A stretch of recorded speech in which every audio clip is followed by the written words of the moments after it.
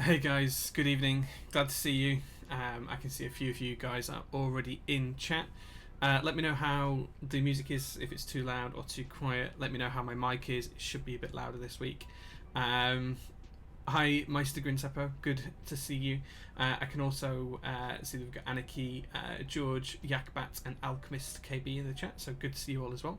West Foxtrot, yes, they're printing right now. I spent all day in the garage sorting it out. And putting a new workbench in and all that kind of stuff, and the 3D printer is running your parts now, so I should be able to post them tomorrow or Tuesday before I leave for Seattle Max, so they will be on the way for you. I'll take a picture of it running later on after the stream for you. Moody's, it could be a tad louder, it's barely noticeable. Okay, let me just bump that up a touch. That should be a little bit louder. PM me a different address. Oh right, yeah, if you send it today, tomorrow, Max, then I'll get that out to you, dude. Okay. I'm just gonna give it a few minutes, let people join, let the crowd build up. Tonight we are building a KBD19x or 19 times. What did we all do to deserve Jay? No one deserves me. That's punishment more than anything else. We will be unboxing GMK Minimal. It's still unboxed, it's still sealed. I haven't unsealed it since I got it. I have seen some of the keys in the extra set, but I haven't unboxed the whole set yet, so I'll be doing that on stream live. Meister Grinseppo says, have you seen my minimal build? I haven't, no, but if you post a link, I will have a look at that. I've been very busy the past couple of days, so I haven't been around on Discord much. I haven't been on Reddit at all, so I've seen very, very little. Hopefully all of the timings and everything else are still in tune as well, so I'm just going to check. Yeah, okay, so my movements are in time. Hopefully you can see me talking as or you can hear me talking as I'm speaking, and it's all aligned. So let me know if that timing is out or anything like that, and I'll try and adjust it.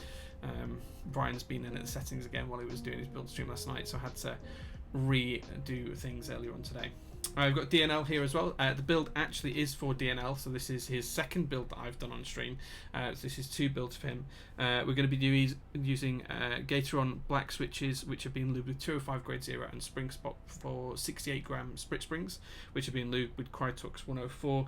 And we've got a 72 gram one, which is slightly heavier, just 4 grams heavier for the space bar as well. Yakbats with the resub for 3 months on Twitch Prime. Thank you very much, dude. We appreciate that. That's very kind of you. Thank you. Most Grinseppo is sending me a link. Let me have a look at that. Oh, that's lovely. There is a problem with it. It's not ISO, but I like the Space 65. That's really nice.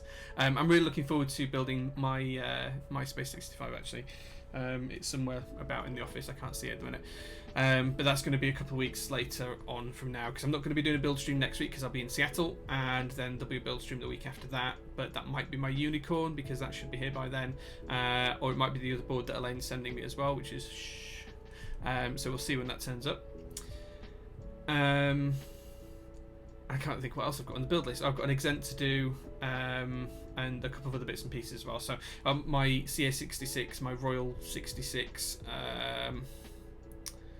my actual production J01, which is actually just here. There's a few boards to go actually. There's quite a list building up anyway. What else are we talking about in chat? One day you'll build in ISO again. Fair enough, yeah. Not gonna lie, RO2 backspace with text mods looks so nice. Good, man, I'm glad you like that.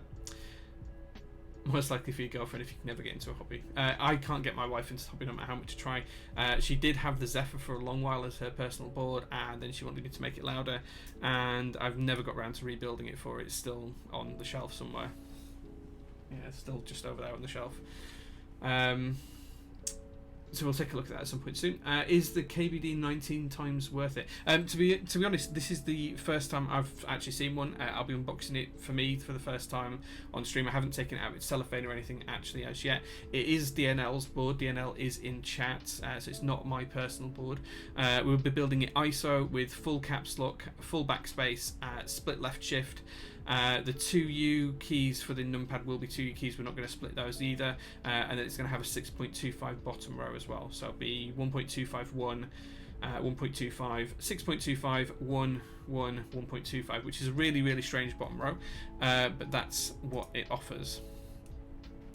Hold on. Here we go. I'll paste in what the what the bottom row is going to look like. That's the bottom row option. Oh no, it's not. I've pasted the wrong one in.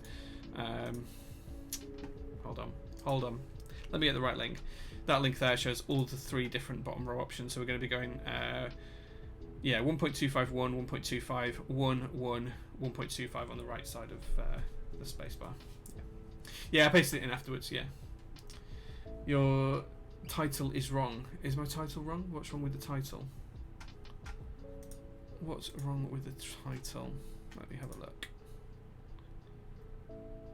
Oh, minimal. Yeah, okay. Oh well, it's fine. It's fine. Oh well. I'm not sure if I can change it now I'm live. I don't know if there's an option to change it. It's fine. It'll do. It's fine. I'll change it for the video. It doesn't matter if it's wrong on the stream. Everyone knows what it is. And finally, with good stabs, yes, we'll be using screw and stabs for this particular build. So we've got GMK screw and stabs, which will be clipping and lubing shortly.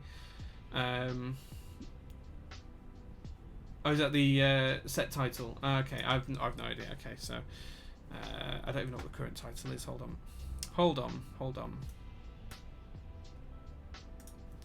I have to go into my settings and then I'll do that now.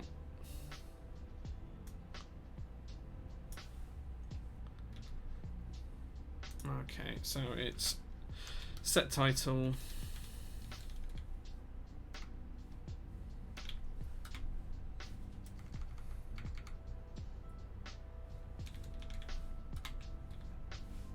And then it's minimal. Okay, I'm changing it now, guys. I am changing it now.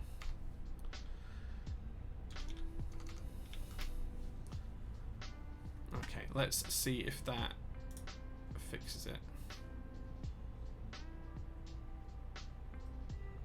That was in the dashboard, but for some reason it came to that.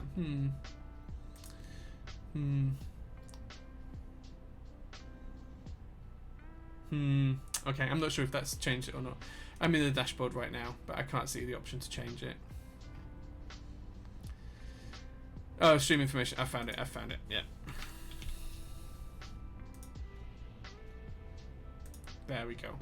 It's updated. If you guys refresh, you should see the updated version there.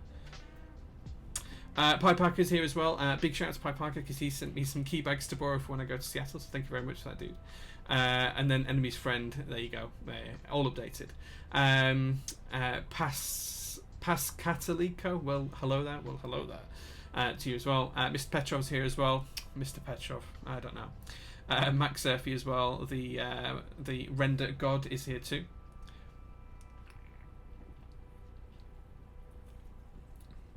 Okay, so now we've had a bit of a mishap with the title. We are all up and running. I'm just going to move my mic slightly. Solid Snake with a tier 2 sub for 6 months. Thank you very much. 5-month streak.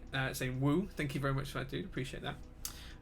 So without much further ado, I'll cover off what we're doing with the switches again. We'll get the board unboxed. We'll crack on with the build. And then we'll unbox GMK Minimal right at the end so we can put the keycaps on the board.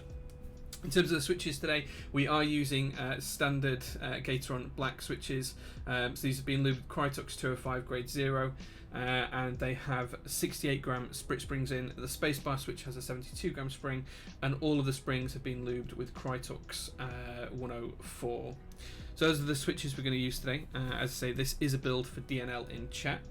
We've just spent a few minutes talking around how we're going to build the board and what options and stuff he wants for the keys. So just to remind you guys, we're going to build it ISO, so that's going to be split left shift, ISO enter, full backspace. It's then going to have the two 2U keys on the right hand side of the board instead of splitting those as well, and then it's going to have the 6.25 new bottom row, which is 1.25 1, 1.25, 6.25, 1, 1, 1.25. It's a bit of a strange bottom row, but it'll work for the board's owner. So here is the box that the board comes in. So as with most KBD Fence products, it's just a quite simple box. Got a little bit damaged in shipping, but everything inside should be okay. I have already taken the PCB out and tested it. So here we have the PCB. Nearly drops it there. Standard white PCB, south facing switches throughout. Should be relatively okay. Does have underglow and a few other bits and pieces as well. Should be perfectly fine for the build. We are putting LEDs in today as well, which I'm slightly disappointed about because it means a ton more work for me, but we'll get there. So I believe these are warm white LEDs, which these will be going in right at the end of the build. And given it's a big board, I'm not really looking forward to that, but these are the sacrifices we make, guys. In terms of the plate, this is just the standard stock plate that comes with the build. As you can see, it's got a nice brushed finish onto it. I believe it's aluminium. It certainly feels that way. It feels as flexible as aluminium should do. I don't think it's steel or anything else. Interesting cuts around the spacebar. Max, you're the spacebar expert, so I would be interested in your thoughts of that. Kind of holy on the bottom row overall, but it's not too bad. And then, of course, the universal cutouts as well. As they will be doing 2 U keys here and here, 2 U key there. The ISO enter an extra key. We'll be splitting this, and then we'll have 1.25, 1, 1.25, 6.25, 1, 1, 1.25. And that's going to be how we lay the board out today. Some spare screws and some bump-ons for the board as well. And then finally, this is the board itself. I haven't actually taken it out of this packaging since it arrived. So I'm seeing this for the first time as you guys are. Max Surfy says, "Ow, lubed gap blacks." Yeah, they are nice switches actually. They feel really nice and smooth now they're being lubed. At least you can solder LEDs again. I've only ever done 2 LED builds on stream, and both of them have been for DNL. So there we go. Warm white is the best white. Yeah, I think if you're going to go with anything, that's the right option. It's the desoldering part. It's even a pain with the desoldering. My desoldering gun's alright for LEDs. I just don't like them in builds personally, but then again, not everything is built for me. So there we go. So this is the board in a nice dark grey colour. I'm looking at this for the first time. I've never seen one of these before. This is the first time I'm seeing the board as well. You can see just here, possibly in the light, that there is the 3 micro perforations for the LED notifications on the board as well, which we will put in as well. Overall, the board feels pretty chunky. It looks fairly nice. It's got the underglow border all around it. I believe that's removable, so you don't have to use that if you don't want to. Turning the board over, there's no brass weight in this. It's just an aluminium accent piece. Slightly dusty and dirty, but it is just dust and dirt. I do like the chamfered edge here that you can see. That's quite nice, and I kind of like this step design as well. Fairly chunky. There's the back. USB is on the right hand side, as we see a lot with these mini 1800 type boards. Overall, pretty nice. The only mark I noticed on the board is there's one slight mark just here on the front. I don't know if that's visible to you guys. There's just a tiny little mark there. We might be able to just polish that up actually, and it might not be visible. So there we go, guys. That's the board that we're going to be building today. I think that looks quite nice. I'm pretty impressed with it. It's very thick and sturdy. It's going to be a very solid build. It's not going to have much flex, which personally I think I prefer. Let's see what you guys think in chat. Alchemist KB gifted a tier 1 sub. Thank you, man. Thanks for gifting that. And that went to Max Surfy. Awesome. Anodizing game of KBD fans has improved and is impressive for the prices. It is, yeah. This is actually quite good quality. It's nice and smooth. They've got a good factory now. They're working it out. It looks good. Pog GMK Minimal. Yes, Minimal will be unboxed later on. It is removable. You need slightly shorter screws. Oh, for the for this, yeah, that makes sense. That makes sense. Oh, you mean for the middle row? Yeah, okay, yeah. If you take the middle row, you need slightly shorter screws. I think that might be what the additional screws are in here for. There is some additional case screws in here, so that might be that's what they are. As well as some different screws. So there's some screws that match these that look quite short. So I would assume that those are for that rather than for the top mount system. The front ones stick out a bit. Oh, makes sense. Makes sense. We've got Jenglad here as well. We'll be having a look at your minimal set shortly. I've only looked at the extras key so far. I haven't unboxed the set, so I'll be live going into the cellophane to open the package up later on. So we'll be doing that once we've got the build ready. DNL asking what USB mount it uses. So as you can see, it uses mini USB. If that decides to focus, there you go, guys.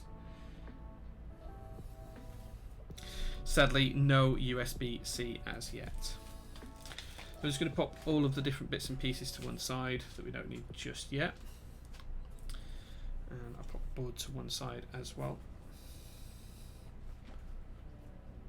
Okay, the first thing we're going to do today is lubricate these stabilizers. I'm just going to get everything ready over here. Do need to clip these first, but we are using GMK screw-in stabilizers. Get all of the housings ready.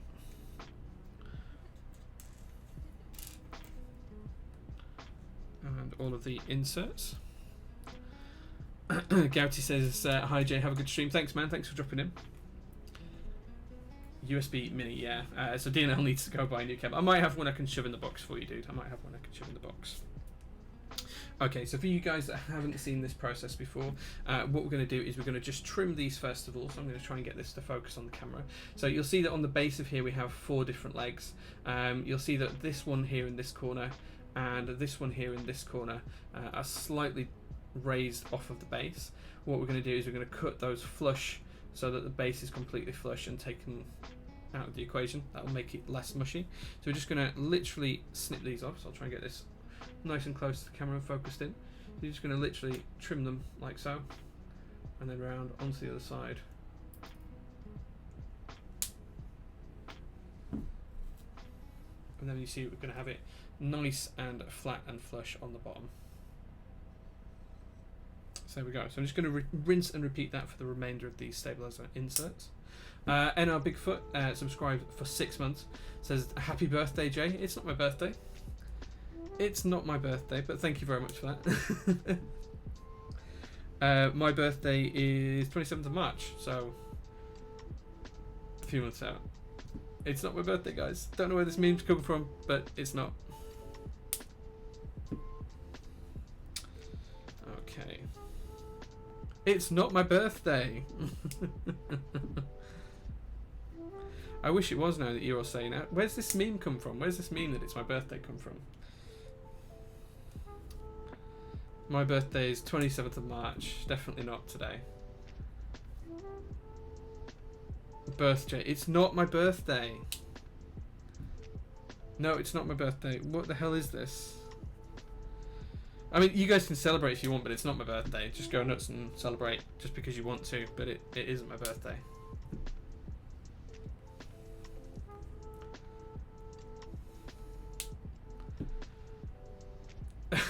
Existentially, I'm going to go get drunk for your birthday. Well, feel free to, but you'll be drunk for a long time because it's not until March next year. It's your birthday from now on. Okay. Okay. Even better. Even better. Drunk for another 7 months.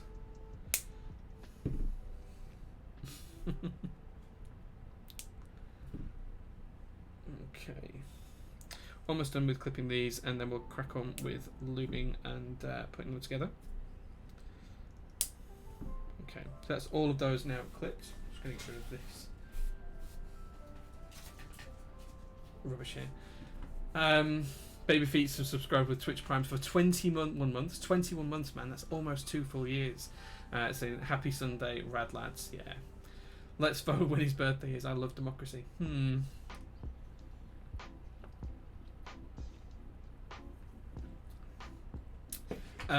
Frisco Mal donating a ton of birthday cakes. Thank you very much for the bits, dude. Thank you. But it's really not my birthday. What colour is the KBD19x? It's grey. I'll show you that now. This is the colour of the board. That's pretty colour accurate to what I'm seeing here as well. You can see there's slightly different colour variation between the 2 pieces, but it's kind of like a darkish grey. It's quite nice. Quite nice. There is one slight mark on the case, which is just under here, but it is very, very tiny. Zoom in again. It's very, very tiny, just at the end of my fingernail. We'll see if we can polish that out later on. Okay, so that's those now clipped. So what we're going to do is start to lubricate. So we're going to lubricate these with 205 grade 0 because I'm trying to use up this tub.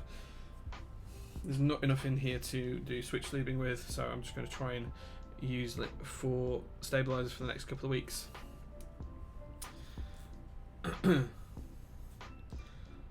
And the first thing we're going to do is just put some lube onto one side of the stabilizer wire like so. And then what we're going to do is we're going to take the housing, we're going to slide one of the sliders inside, so it's got 2 holes on one side. That's the front where you can see the 2 holes. That goes in the side where the clip is, just to here. So you're going to push it in like so. Once that's in and in position, we're then going to clip the wire into there so that the lube is nicely inside.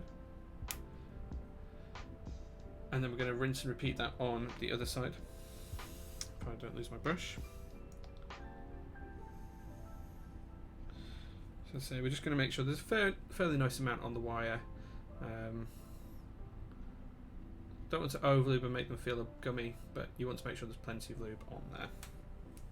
So again, we're going to take one of the housings, pop one of the inserts in the side, making sure that those 2 holes are to the front. And then we're going to insert that into the base of the housing, if I can get that to go in.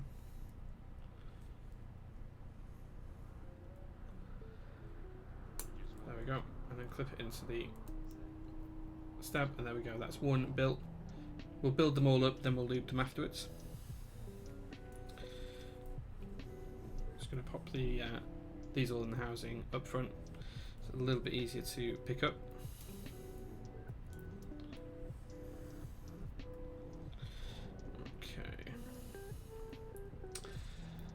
Why did GMK, Cherry and the rest of the factories insist on selling us the stabs unclipped? To be honest, the stabs are designed to be used unclipped. It's just the community preference to clip them. Some people actually don't like to clip them. They like the springy bottom out feel of the standard stabilizers and just lube them without clipping them. So it's entirely up to different people, but it's all just preference. But the standard specifications for Cherry boards is that they come unclipped, the whole piece as it were. Am I correct in stating you don't need to clip stabs if using plate mounted stabs? Yeah, because they don't touch the PCB in the same way. Not that these should touch the PCB anyway, but yeah, they're much further away. I like the rework of the Godspeed desk mats. Yeah, this was 2 options, so you could have the radial version or you could have the elongated version. I just preferred this radius version. Jay, don't think of it as us stealing your birthday. It's more like surprise communism. It's our birthday now. Sure, okay. Let's go for that. Yeah, you use whatever loop works for you, Tuxkey. If that worked for you, then there's no shame in it, dude.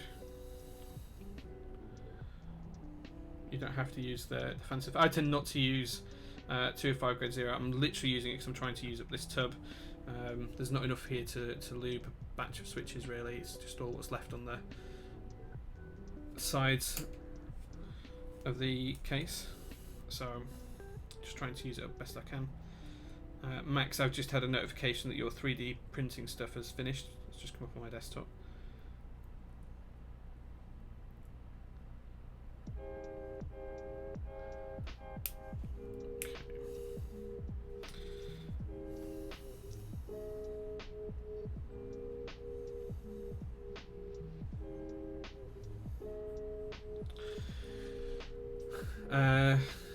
I'm going to butcher this name again, but Pascatalico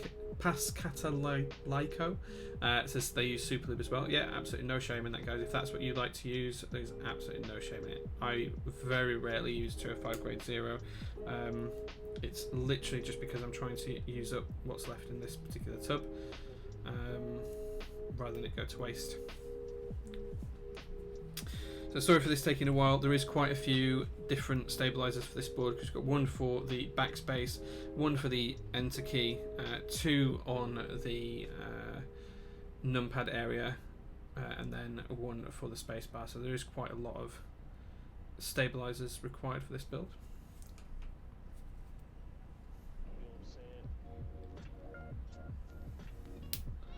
Frisco Melt says, I missed the Space 65 stream. How did you do that colour filling on the case? So I use acrylic paints and then a squeegee tool, and I rub the acrylic paints into the gaps. I wipe it semi-clean, but leave it to dry with plenty of paint still around, and then I run over it with some baby wipes or wet wipes to just clear off the rest of the infill. If you want to watch how the stream is still on our YouTube channel, so you can go and check that out on YouTube. Usually for the acrylic paints on metals, it'll take them 5 minutes or so, 10 minutes to dry enough so that you can start to wipe them down. I usually leave them until I've completed the build. So yeah, it's dead easy. The only reason I've switched to 205 is because I have a whole 1 ounce of it, and dielectric super lube is still great. Absolutely, yeah. I'm just trying to use this tub up of it before I move on to my other tub. Simple as that.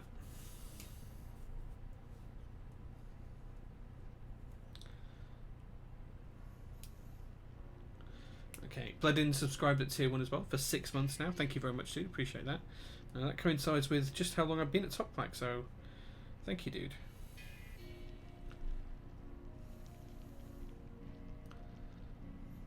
Okay. Getting there with the lubing now, guys. Just one more stabilizer to build, and then we'll lube the rest of the stabilizer housings.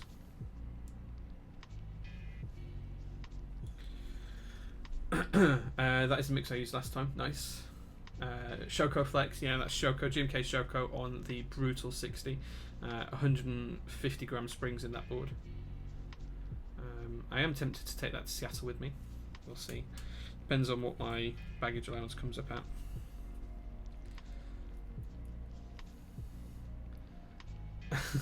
Paladin and Alchemist KB falling out there.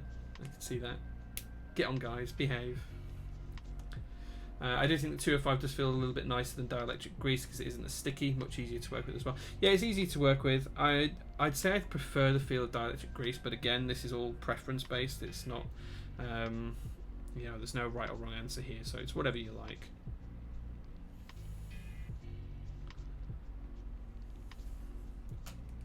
Depends on how much you use as well. I think if you overlube stab with dielectric grease, it's not too bad, but if you overlube stabilizers with 205, it does get very mushy very quickly.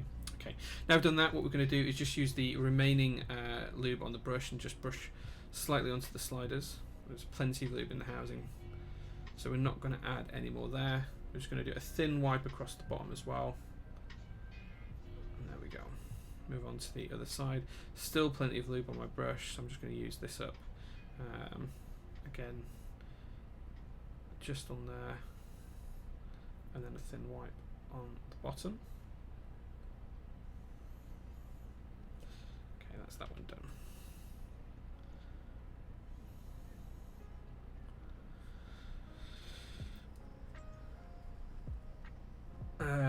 Yeah, I get around.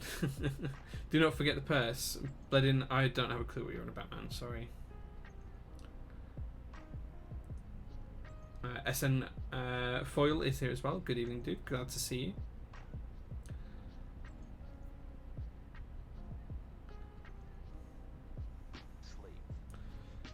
Picking up from Brian in Seattle. Yeah, sorry, man. I don't know what you're talking about.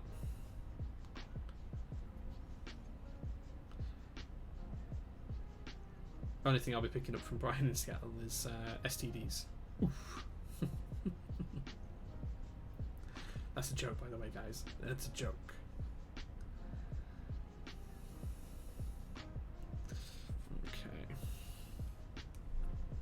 Okay. For the switches, I still get Trebosis from my keyboard.eu. Yeah, Trebosis is okay. I don't mind it at all. I have a ton of it to use, actually, from the my keyboard.eu peeps. I probably use it in my next couple of builds. As I say, I've got another batch of 205 grade 0 that I could break into, but I haven't as yet. That's a 1 ounce tub. It's completely still sealed, but we'll end up using it at some point, I'm sure. Okay, still plenty of lube on my brush here, so I'm just putting a thin layer on the base as well. This isn't where you use as much as you do with dielectric grease. Bloodin says, I PM'd you a while back asking if you could pick something up. You said, yeah, no problems, it's not small. I have no idea what you're on about, Bloodin. Mr. Petrov, my hair looks like crap today, so thank you very much for pointing it out. This is literally straight out of the shower hair because it's not got any product or anything in, because I've been doing a ton of work rearranging the garage and building new units and a workbench in the garage today. So I did that, and then I came inside and it was time to stream. So I had a quick shower and then straight on camera basically.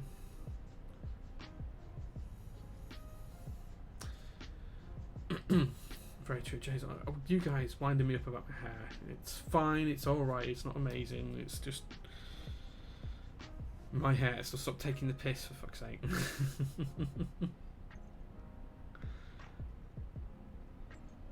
Okay. Almost done now on the stabilizers. This is the last one, just a thin layer. And then we'll be ready to put these in the PCB, get the plate out, and then start putting our switches into the build.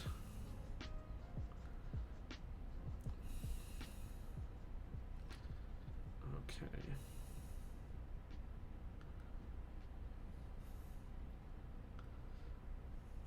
Someone's PMing me now. I suspect that's Bloodin trying to wind me up again about making something. Or bringing him something back from Seattle. I don't know. Right, okay. So now we're going to pop these in the board. So the first thing we're going to do is pop the ones in for the numpad area. So we've got two 2U keys here. I'm going to pop those into the board. And I'm going to grab a screwdriver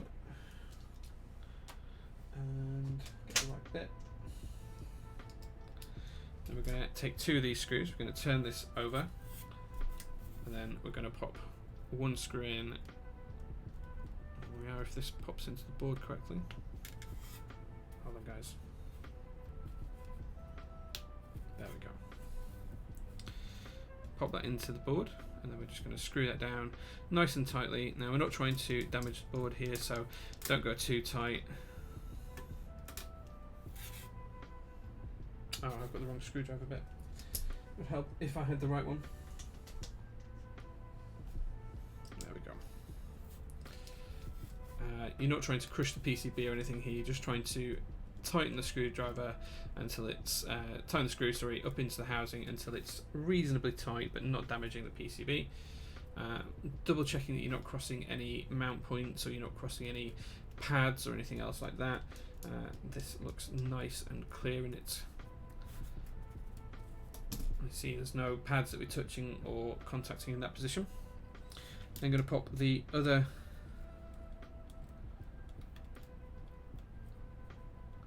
numpad stabilizer in there.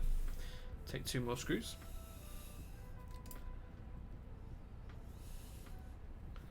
Professor Cattington says hello again, everyone. Good evening, Professor Cattington. Good to see you, my dude. Bloodin, you know I was only winding you up, right? I know exactly what you're on about.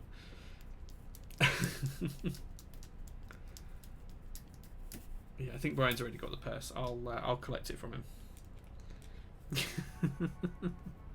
I couldn't resist, dude. I couldn't resist.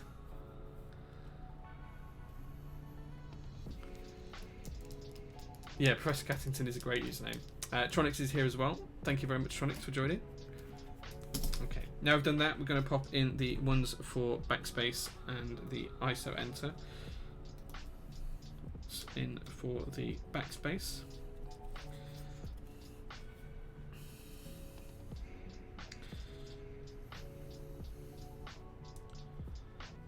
Okay.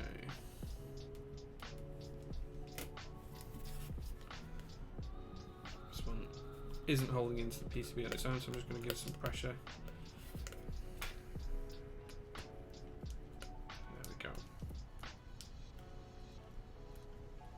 Now we are touching a pad on this one, but it's only one pad, so it shouldn't be shorting anything out. If it does short something out and we start to notice some issues with it later on, then we can always come back, take that particular screw out, apply some tape or something underside, and then reapply the screw. Now I'm going to pop in the ISO enter key, well, the stabilizer for the ISO enter key. We're going to screw these in, and then we're going to move on to the spacebar. Right, back to Destiny while I watch. Yeah, I need to get back on the Destiny grind train, work out what I've missed in the past 18 months since I last played, and just generally see how the game is now.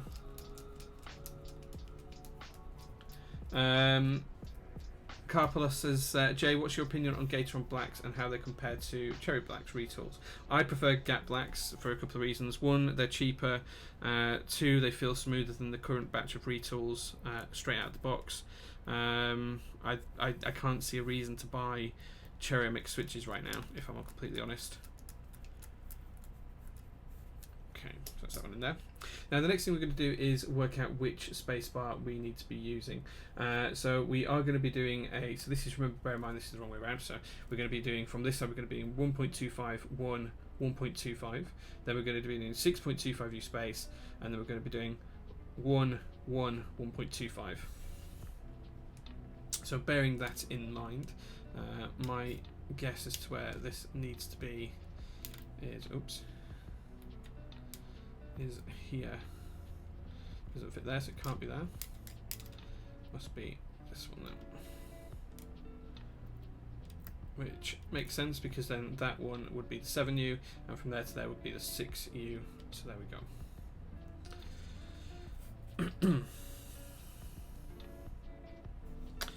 I'm just going to screw these last two stabilizers in. That's one. And then the final one, and then we'll be ready to start introducing some switches and the plate to this build. Then this is just a fresh character for him. Okay, yeah, I've just not played Destiny in that long that I'm just going to pop the case on the floor.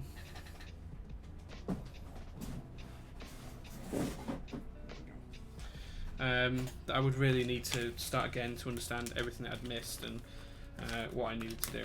So I'm just going to take the plate out of the bag.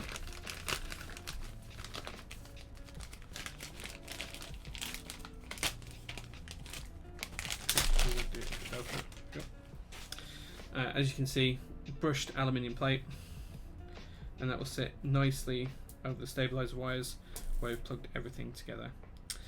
Next job is to start to put the switches in. The plate does have a slight bend to it, actually. I don't know if you guys can see that, but it does have a slight bend to it. I'm just going to try and straighten that up.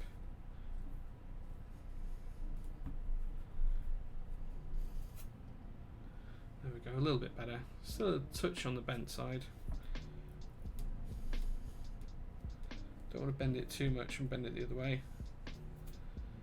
There we go, how's that looking? That's much better, much straighter. There we go. So that now sits nicely over the stabilizer inserts. Now we're going to pop the switches in. We'll pop some switches in the corners first, and we'll pay mindful carefulness to the spacebar switch, because that is a slightly different weighting, although at that weighting you're probably not going to notice a difference. The first thing we're going to do is pop the switch into the plate, and then we'll see if this will hold into the PCB. Okay, so these hold relatively firmly into the PCB. Once we've got a few of these in and going around the board, they should hold all together nicely. Sometimes even PCB mount switches don't always clip into the PCB firmly. There we go. Pop one in the middle. And we're going to come down and do some at the lower rows.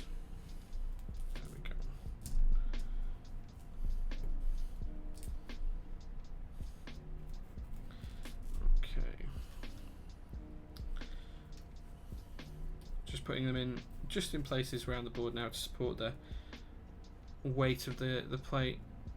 It's got a slightly bent pin on this one. Just bend that straight. There we go. So just making sure everything's clipped into the plate and firmly pressed into the PCB as well. So looking good. Okay, can now start to move around the board, pushing these all into place, making sure everything is nice and neatly aligned. And then once we've done this, we can start to move on to soldering.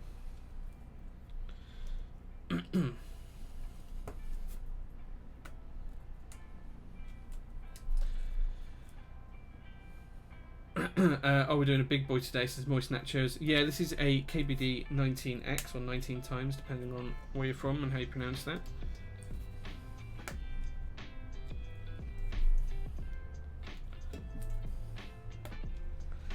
Making sure everything's nice and neatly aligned.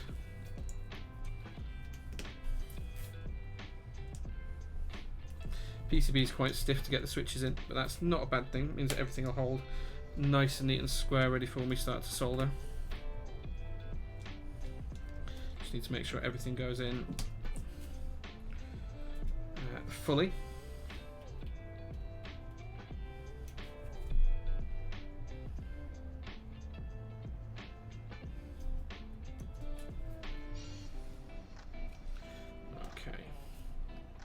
So let's make some good progress now, guys. As always, just going to keep moving on across the board, pushing everything in, making sure we've not got any bent pins, making sure everything aligns nice and neatly.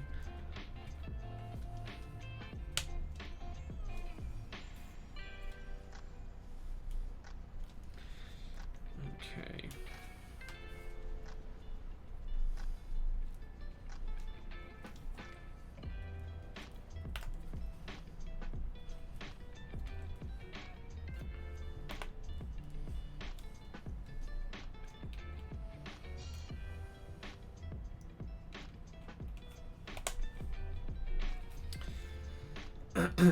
Chris Bezic says Milky Top Blacks look quite nice too. Yeah, they do look great. They're good looking switches. I much prefer Milky Top switches to normal switches. Just personal preference. I like that layout. It's not quite full size, but has all the keys that you like. Yeah, it's kind of like a mini 1800 layout. In fact, it is pretty much an 1800 layout.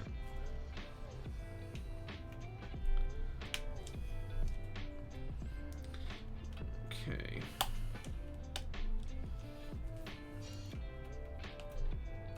Now the one thing that DNL did do is he only bought 100 switches for this board, and depending on how you build it, you can have anywhere between 99 switches and 101 switches. So hopefully we've got a build that works here.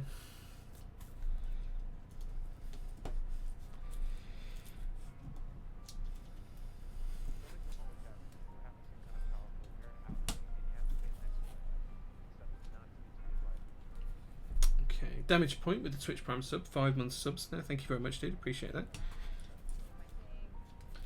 Making good progress here.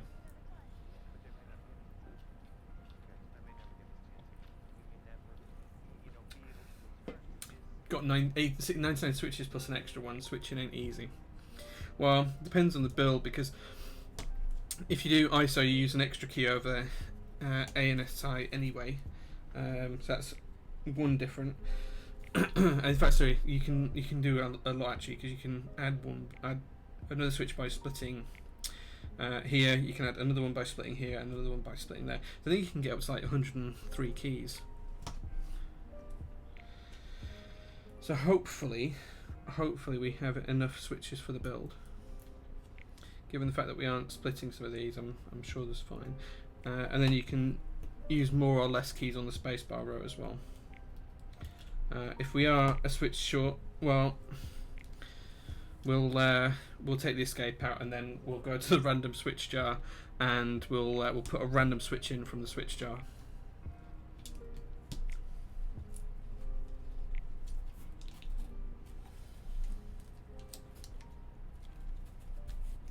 Make sure everything is nicely aligned. It's looking good so far. Will you test the stabs after soldering the stabbed switches in before soldering the rest in? No, so like you can spend ages doing the stabs now, but as long as you've got a bare minimum of lube on the stab wire, they're going to be reasonable.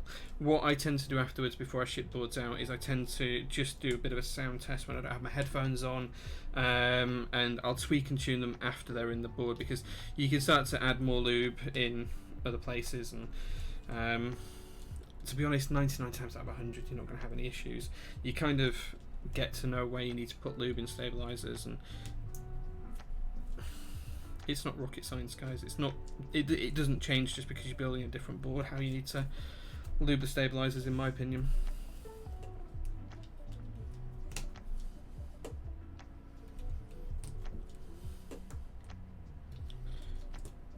Okay. An anonymous gifter gave Soatar a T1 sub. Thank you, whoever that was. There's two ways of playing your first build. Start cheap because you think you'll fuck, and then work to more expensive boards or more palatable boards for you. Or start with a more expensive or palatable board and then get even more ludicrous. Yeah, there's no right or wrong answer with that one. We are going full capsule. So I'm going to pop that in there. Sikones says, howdy y'all.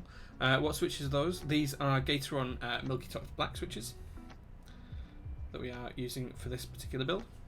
They've been spring swapped for 68 gram sprit springs, which have been lubed with Quitox 104, and the switches themselves have been lubed with Quitox 205 grade 0.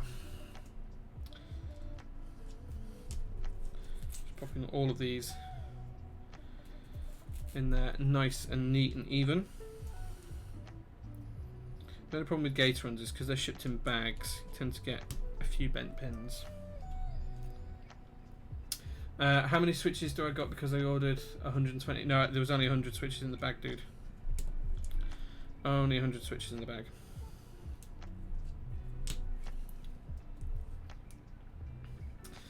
Nice, I'm looking forward to this sound test. Yeah, we'll get a sound test done at the end. Yeah, we'll conduct that sound test right at the very end of the build once we've got the board put together. We've got some keycaps on there, which will today be GMK Minimal, which hasn't been opened yet. We'll be opening that on stream. I've only seen the additionals kit package. I haven't seen the actual full set out of the box yet.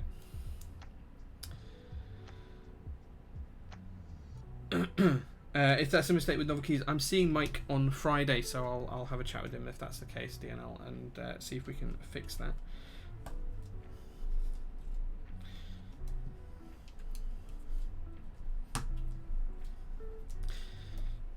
And there we go. Yeah, the last lot of these switches that I got from my keyboard.eu rather than from Novel Keys, just because I'm in the EU, and I think we'll be building with their switches next time around as well. Still not sure what the next build stream will be. There won't be one next week, guys, because I'm in Seattle then. But the week after that, when I'm back, there will be a build stream. I just need to decide what board that's going to be, and we'll go from there. Yeah, it's always good to buy more if you can, DNL. Yeah, you're absolutely spot on. I think we'll be alright. I've never had a Gateron switch that doesn't work out of the box. And I probably do have some of these switches elsewhere lying around, so I can probably dig one out if you do have any broken or otherwise.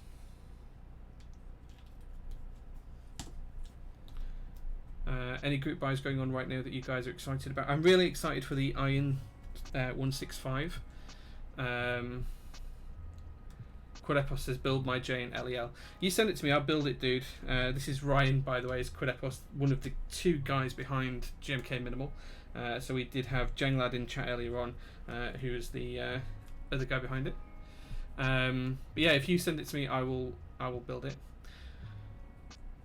Odin says definitely Cypher. Yes, I already have a Cypher from the original prototype runs with Max, so I don't need another one, and I wouldn't have got in anyway because it sold out within 30 minutes. And I wasn't available in that 30-minute slot to order one, so I wouldn't have been able to get one even if I wanted another one. Okay, almost there now with these switches. Looks like we've got plenty available. I think that wants to be there. Yeah, that's how that one wants to be. And then, just as a reminder, we are going one new And then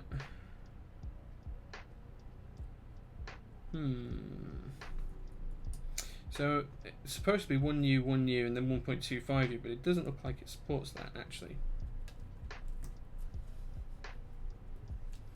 Interesting. Unless we've got this space bar in entirely the wrong place. This side is 1.25, and then 1, and then 1.25, which looks good there. That looks right from that perspective. And then this side looks like bent pin. Yeah, that does look right actually. Maybe it's slightly wider than it should be. We'll see when we get caps on, but that's the only real way to lay these keys out in this side here. So we'll see what that looks like when we get the caps on the board. Can always change it. Probably won't solder those 3 in until we've got the case and everything together, and we can put some keycaps on, so we'll solder those right at the end. But that's all of the switches in the board. As you can see, everything is looking nice and flush and even. All across the front, everything looks just about done and just about in position. All down the side looks good there. All down the back looks nice and neat and even as well. Everything looks good. Okay. Just going to check for bent pins all the way across the board. I've kind of been checking as I put them in that nothing was bending, but I'm just going to have another double check, just basically a visual scan of all of the switches, making sure that there's no bent pins and everything has got 2 points sticking out.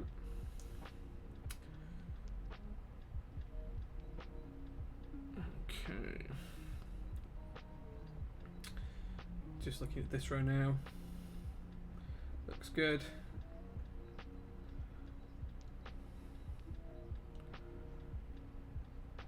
Okay.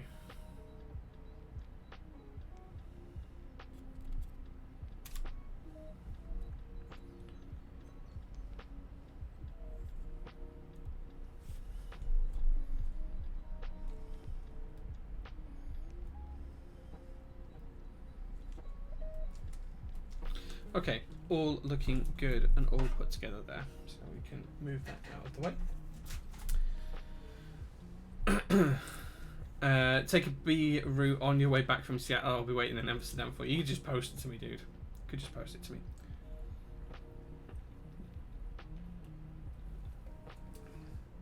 Okay, so now that's all put together. We're going to now solder the board.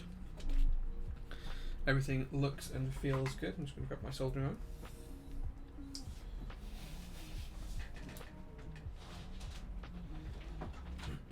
For some reason the cable seemed to have dropped on the floor. And my solder wheel. Oops. Okay. First thing I'm going to do is heat the soldering iron up, tag the 4 corners, tag a couple in the middle of the board as well. Probably going to do the ones in the middle of the board first, just to make sure everything's nice and tidy there. Quaidink is here as well. Good evening, Choir. Good to see you, my dude. I'm just going to quickly solder a couple of the pins in the middle of the board first.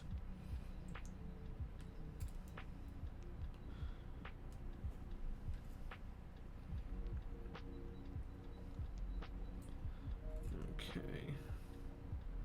And then I'm just going to do 1 in each corner as well. That's just going to hold everything together. So while we're moving the board round, nothing's going to come apart now, and no switches are going to come loose. We had just enough switches for the build as well, which is always good. Well, it's not actually. It's better to have some left over at the end rather than... Oh, and the one buddy switch that does have a bent pin that I missed is right here on the end. So I'm just going to heat this up and pull it out at the same time.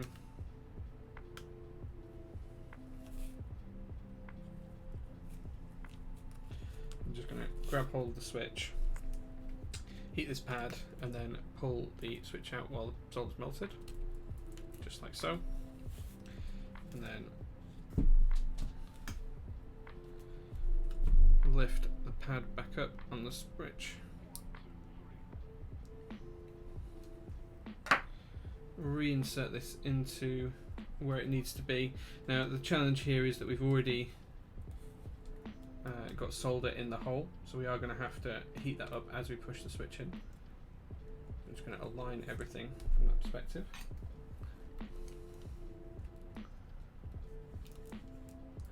Reheat the pad, and just as I'm doing so, I'm just going to start to push the switch in.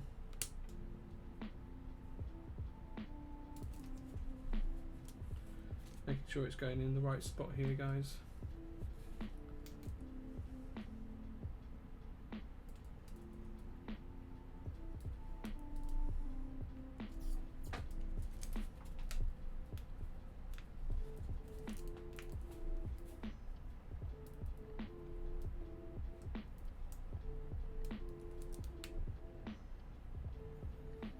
For some reason that's not going in. We'll come back and we'll fix that one afterwards. We'll solder the rest of the board and then we'll fix that a little bit better. I'll just desolder that switch entirely and then come back to it. Okay, so just going to tag one in this corner and then up into the top corner as well.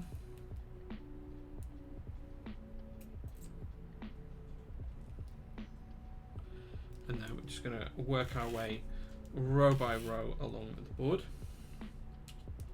So this is starting with the F row keys. We're just going to work our way along here. And I apologise, guys, because this is the most boring part of the stream, watching me solder, and it is a large board. And then once we've got these in, we'll fix that switch, then we'll do the LEDs, we'll put the LEDs in, and then from there we'll put the board together.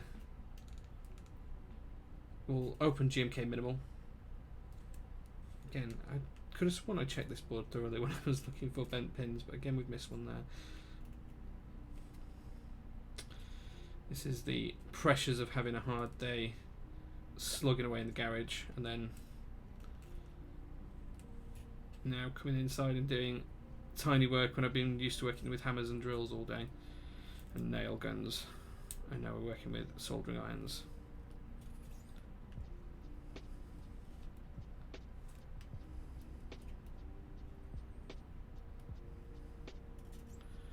Okay. Making some good progress now though, just working the way through the F row.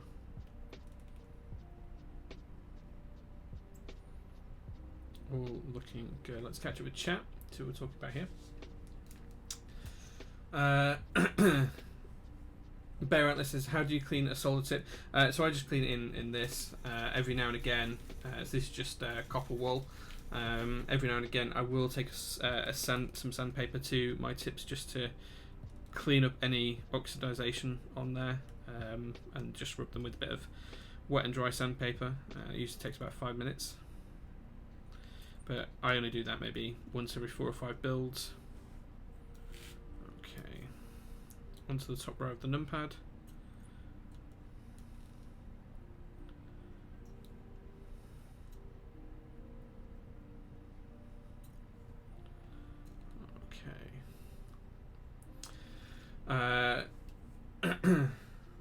Quo built something today to do, but it wasn't a keyboard. No, it was your Lego, I'm sure. Adam Savage took 2 and something hours to build the Lego model Quo did today. Nice. Wasn't too slow by your standards then, dude. Okay, just gonna work our way across the next row now.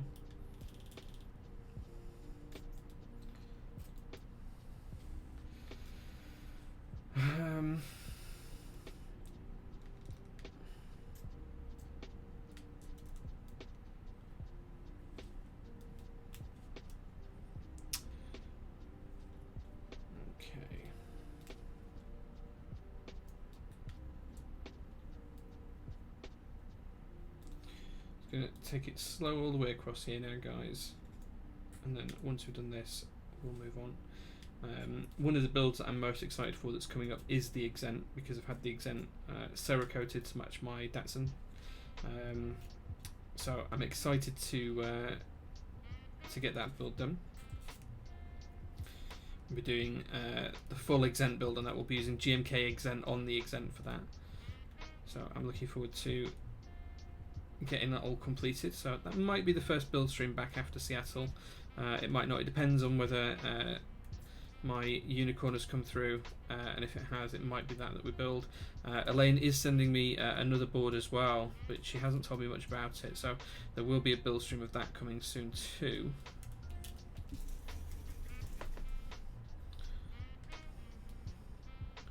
Let's reflow that. There we go.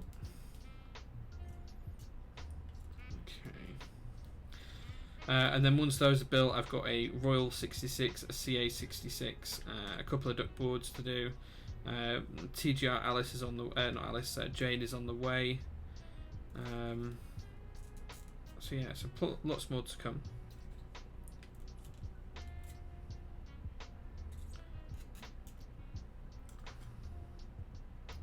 Okay, making good progress though now, guys. Almost through the second row.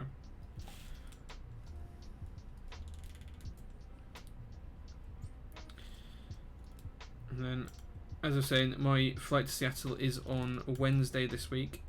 So this time on Wednesday, I'll be about halfway through my flight. I have another couple of hours to go. So it'll be 10 PM UK time when I land.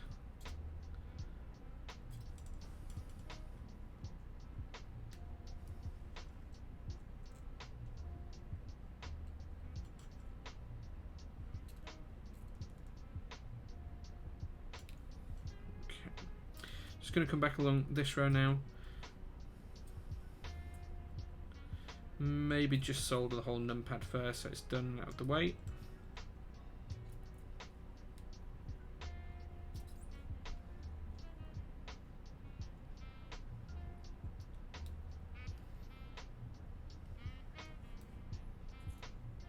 Okay, just going to finish off the numpad first, then we'll carry on with the rest of the rows.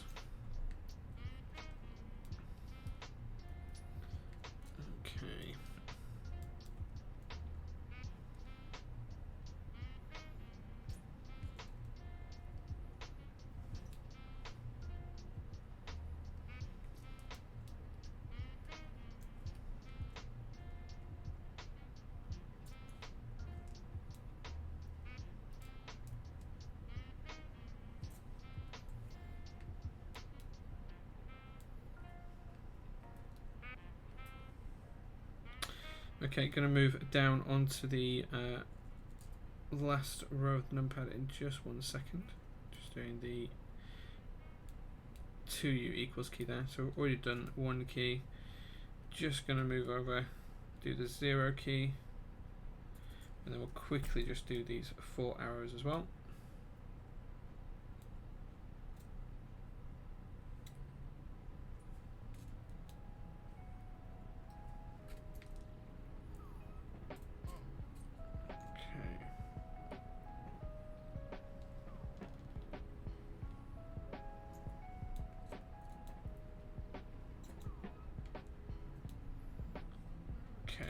And then we're just going to run across the rest of the rows now. So we've just got the last 3 or 4 rows to do.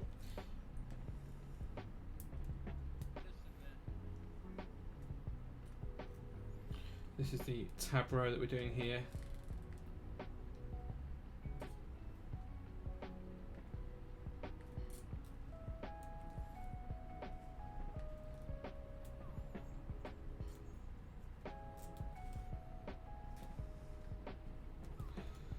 Working our way across the board, nice and steady and slowly. Try and catch up with chat.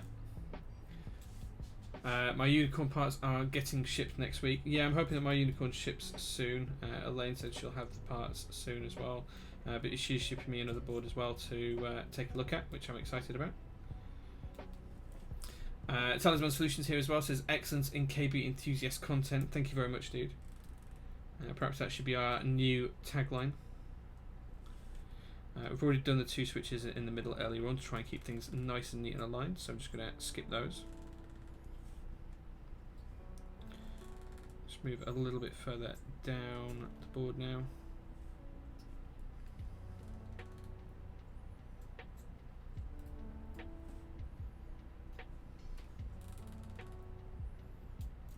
Okay. And then onto the ISO enter.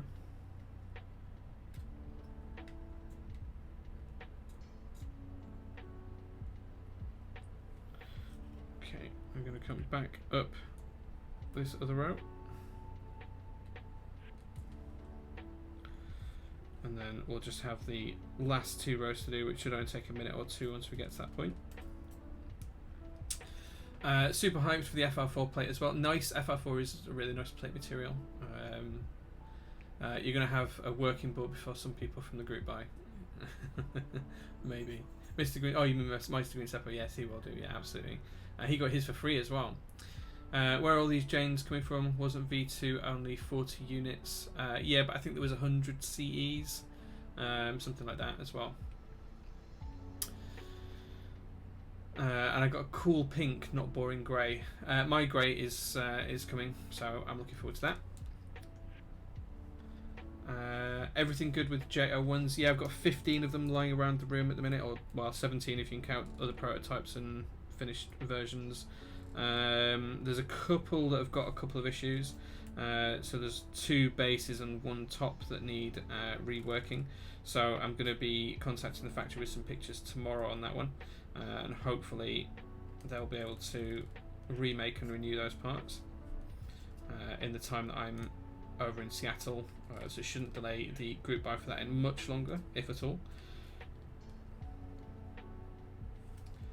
But the rest of them are pretty much ready. I need to order shipping and packaging materials now as well, so I'll be arranging that in the next couple of weeks as well, and then we'll get them shipped.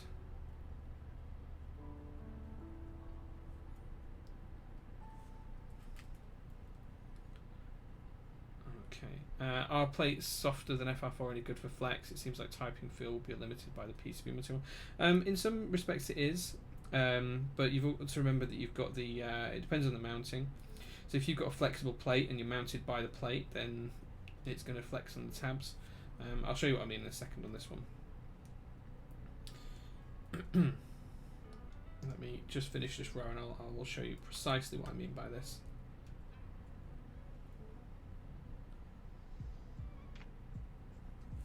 Okay, so before we finish off the soldering, I'm just going to show you what I mean in terms of flexible plates. So on plate, so if this was tray mount, you'd be typing and it'd be quite firm because it's mounted all across the tray, or wherever it's mounted it's going to be quite firm because you've got a thick plate. If you had a plastic plate, again it'd be the same because everything's mounted to the PCB, so the PCB would have mount points on the base and you would be pressing into that base and it wouldn't be moving anywhere. If you have tabbed like this, you've got to remember that boards resting on these 2 tab points at this point, for example, and difficult to show you on such a large plate. But if it's resting on these 2 tab points, like on this, it's going to be quite firm because this plate's got no flexibility to it. But if you've got a thin plastic plate or PC plate or something like that, this point and this point are going to flex when you press here. So you're going to get flexibility in the board. So as I press there, effectively you'd see the mount points move that way. So you would get flexibility in it.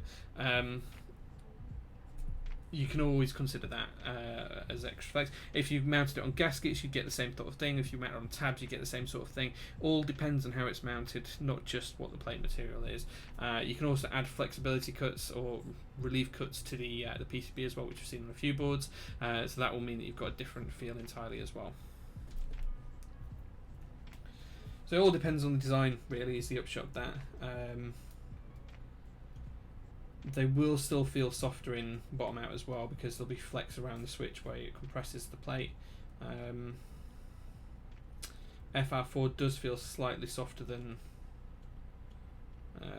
stuff like carbon fibre, but it is quite firm material as well. But it's quite a nice material to use as a plate. Oh, you understand that? Okay, cool. Yeah, I hope that explanation helps.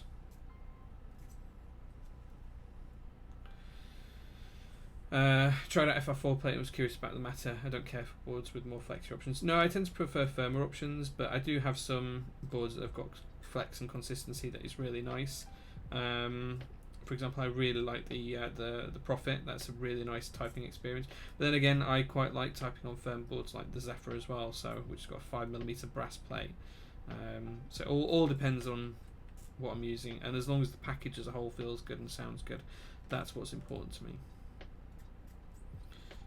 Okay. almost there now, guys. And then we can start to pop the LEDs in the board.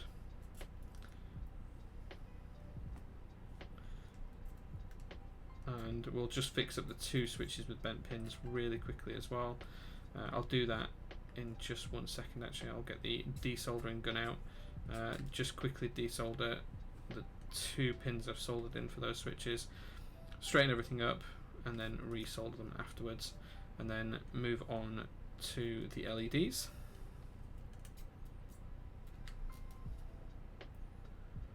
Okay, just going to come along the bottom row now.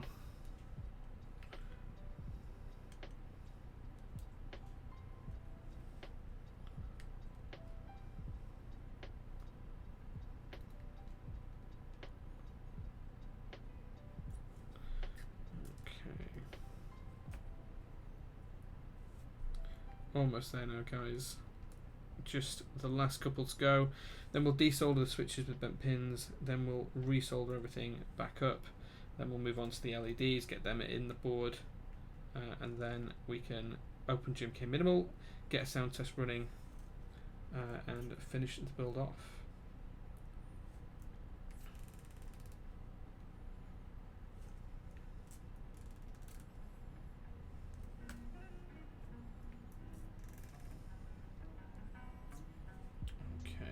Don't want to do that one because that's one of the ones we need to desolder. I'm just going to move my soldering iron to one side.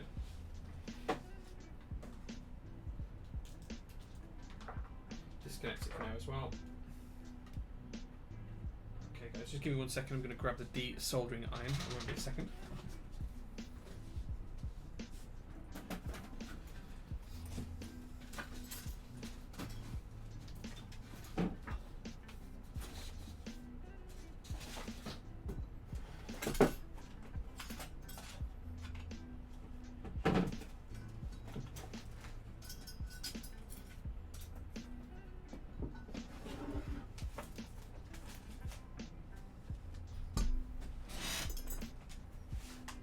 Sorry, it's got a mountain of JO1 boards in the way at the minute.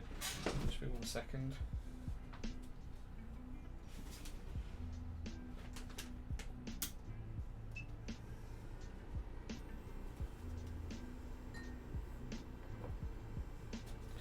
There we go. It's perilously perched, but it should be alright for the 2 minutes that I need it for. Quedek has got to go, so he's going to be back shortly. Matalek is asking what solder I use. This is Kester solder. Moist Notches, oh boy, doing in-switch LEDs today. Going to be a long stream. Yeah, it's going to be a longer one than normal. Hopefully it won't be too long. Although I've been streaming for 1 hour and 20 minutes already, so we'll see how it goes. I'm just going to quickly desolder these switches and then resolder them straight afterwards, and then we'll move on to the LEDs from that point. Just 2 to desolder, just here and here. It should take only about 30 seconds, just waiting for it to heat up now.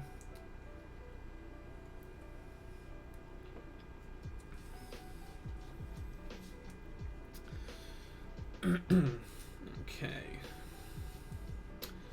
Jangland's got something for me. He's got a link for me. What's the link? Let me open that up and take a look. Oof. Oh, hey man, that's on the JO1. That looks great, dude. That's awesome. Am I going to see that on the interest check? Because I really like that. I could do that actually. I could do that on a black board actually, dude. I could actually make that build and take a picture for you if I get a chance tomorrow.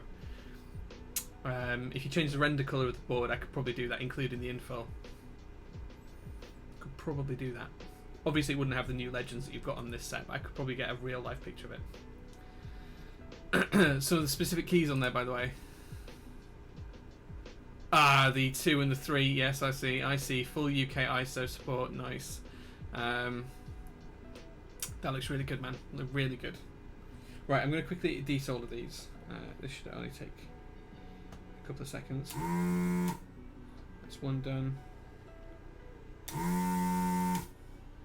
That's 2 done. Okay, that should be. That's all we need from that. I'm just going to turn this off and move it to one side now.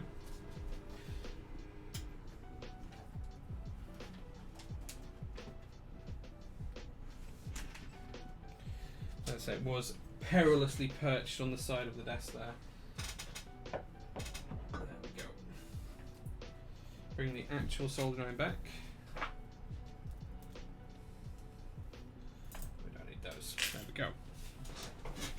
So now we're just going to quickly remove these two switches, make sure everything's nice and betterly aligned to get these back in. That's one. And that's two. Okay.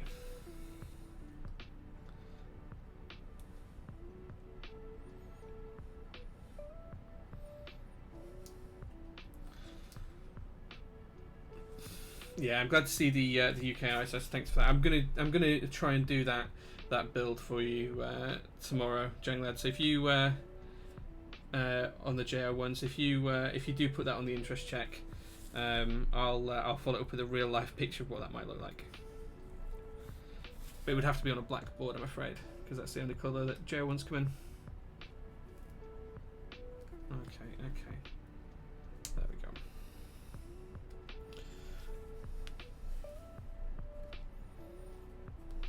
Okay, that's that one in place.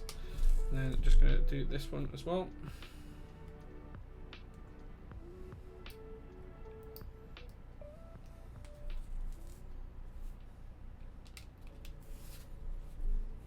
Okay, all looking good there. We can quickly solder these.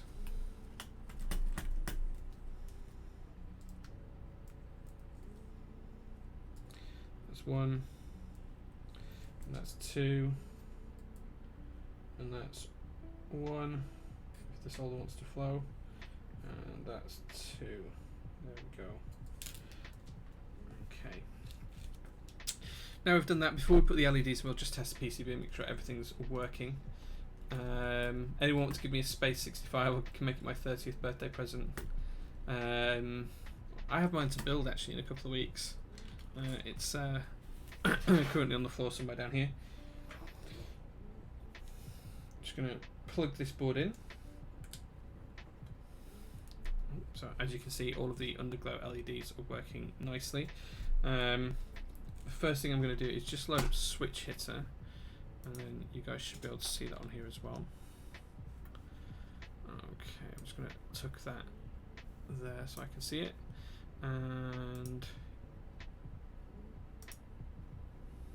you should now be able to see switch hitter too. So I'm just going to quickly check that the keys all work on this,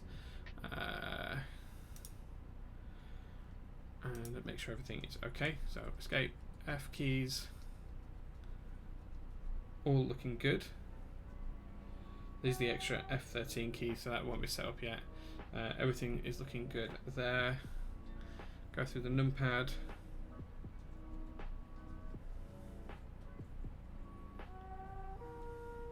Okay, all looking good there. Arrow keys all working as well. We'll just go across the rows now. Okay, all looking good on that row. All looking good here. Yeah. ISO key is in place. Caps lock is working just fine. Okay, both these keys here are set to shift. I don't want to do sticky keys. So I'll need to reprogram that, but then all of the other keys along the bottom row are working just fine. And then we've got, that'll be the FN key. There we go. Okay, so everything works. So now we can move on to the LED portion of the build, which is where the fun happens. Let's just catch up with chat really quickly. One of the few boards from the last 12 months I've really wanted. Very nice of you to selflessly donate your board budding on behalf of all of us. That's an awesome gesture. Just got to solder my space now, not around to it because I don't have any caps for it. Yeah, mine's in a box. I haven't even taken it out of the box yet because I built mics from Novel Keys on stream the other day. So I'm just going to grab the LEDs. We're going to start to pop these into the board. Now, just a reminder for those of you who haven't done LEDs before, they do have two legs on them. One is longer, that's the positive leg. One is shorter, that's the negative leg. Get rid of switch hitter now because we don't need that. What the hell is that it's showing? There we go, gone. Okay, so then on the base of the PCB, what we're going to do is just check which is positive and negative. So if you can see just there, the positive is the circle. So we're always going to put the longer leg through the circular hole in the base. So that's the first one in. Just going to bend the pins to hold that in place, and then we're just going to carry on going down the board, popping the LEDs in, holding them in position from the top, bending the pins underneath, and then rinsing and repeating until we've got all the way through the first row. We're going to do row at a time, then we'll solder, then we'll do another row, then we'll solder.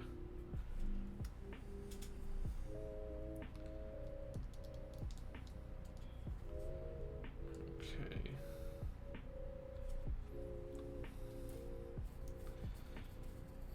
Don't think you got the joke. Either that or expertly dodging the bullet. You wanting me to give you my space 65 Bleden? Is that what you want? You want my board off me? I tell you what, I'll trade you for a rain. Gio's here as well, saying hi. Hello, Gio.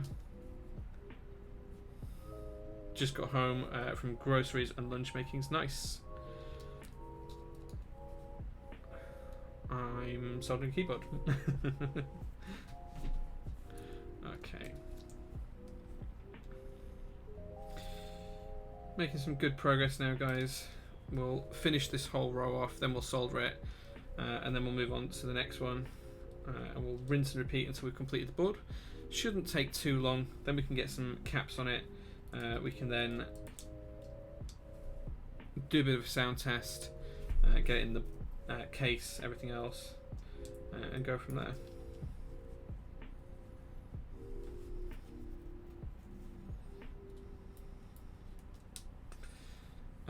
Done. You might even finish soldering it this time. Haha, yeah, well, challenges abound last time on stream with cameras and everything else not working. But that is all fixed now. Okay.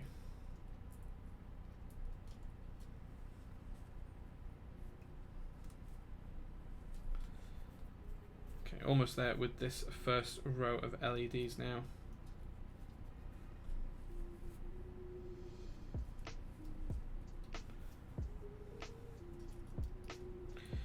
Last two to go in the board.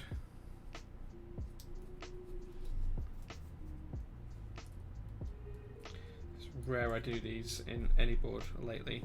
I can't remember. I think the last time I actually soldered LEDs was for the last board that I did for DNL. Okay, so now that's done, we are going to solder these in place.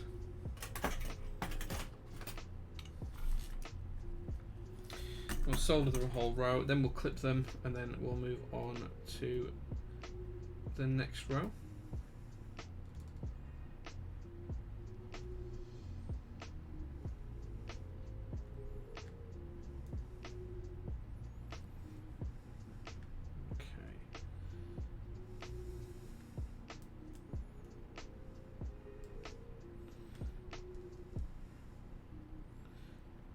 Much slower going than soldering switches, but we'll get there, guys. We'll get there. I think before I did the last board for DNL with LEDs, I think the one before that was the Melody 96 I did last year, which again was a customer board. I can't remember the last build that I put LEDs in for me. It must be a couple of years ago now.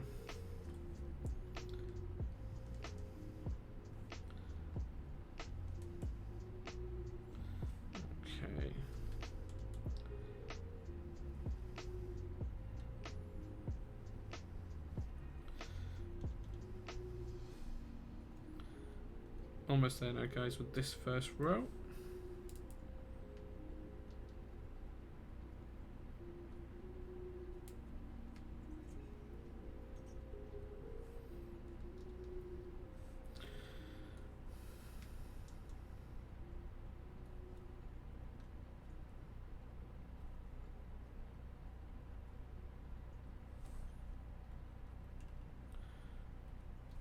Okay. Move on to the last few here. Tough one here because of the underglow LED. There we go.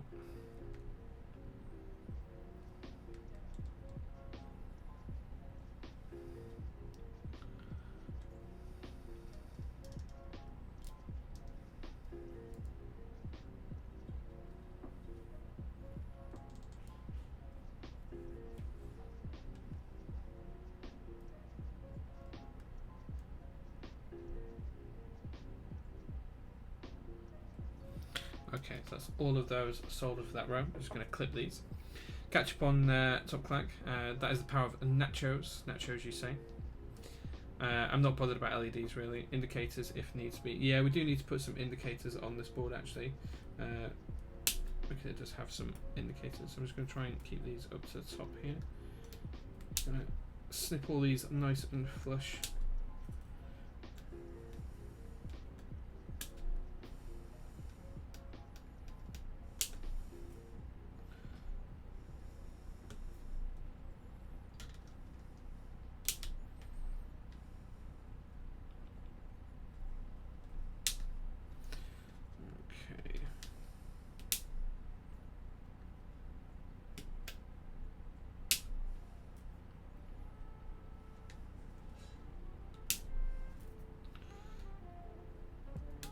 Well, these are awkward to get to because of the underglow LEDs, but we'll get there.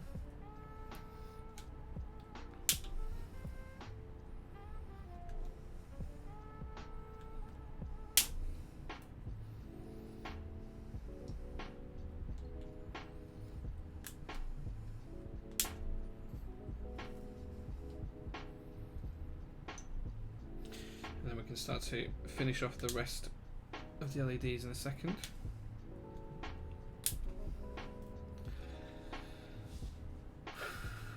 Salvin's here as well. Good evening, Salvin. Fantastic job on the Magic Girl caps, says Geo. Yeah, they do look really good. I'm hoping, Salvin, actually, that I might be able to pop in and visit you when I go and see the Necros in a couple of weeks from mykeyboard.eu. When I arrange that trip, I might be coming and knocking on your door.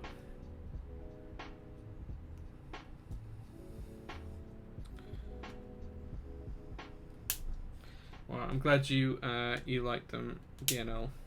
As long as you like them, that's the main thing, as it's your board.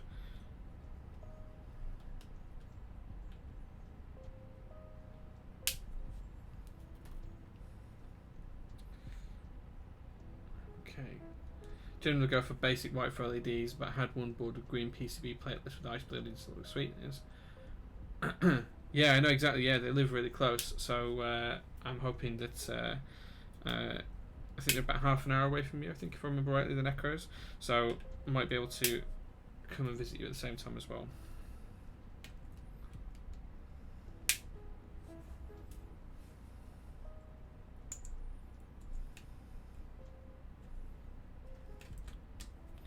Struggling to get in at this one. There we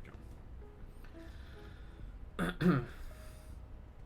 I'm not sure what caps DNL is going to use, but I'm going to be putting Minimal on there for tonight. Yeah, that's GMK Shoko on this board here, J Creps.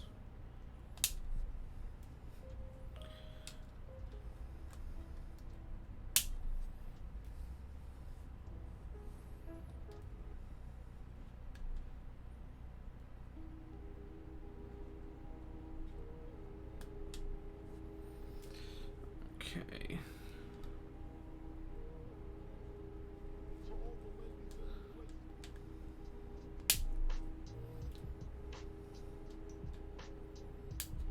Okay, that's one row fully LED'd up. We're now going to move on to the second row. And again, we're just going to rinse and repeat what we did previously.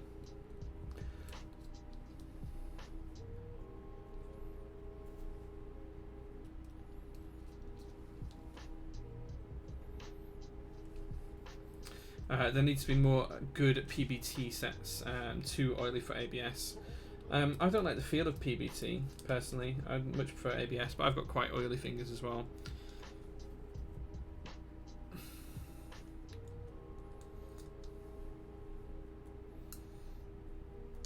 Okay.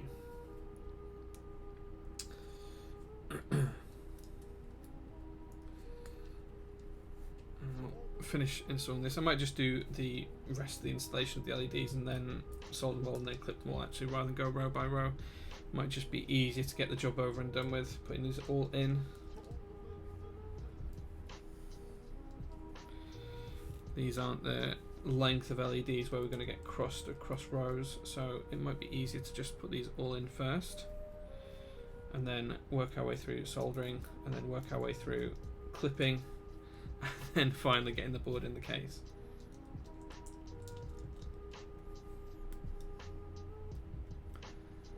How are you feeling those gap blacks compared to inks? I still prefer inks, but I think that's more of a sound profile than just the feel of them that I prefer. I also think that the ink switches are really easy to get the lubing right on them because they don't need much at all to make them feel top tier. But this board isn't for me, sadly. This is a customer board. Now, I rarely do customer boards, but this is actually the second one I've done for DNL. The vast majority of boards I don't build for customers, just because I have so many of my own builds going on that it's difficult to wait for a slot sometimes.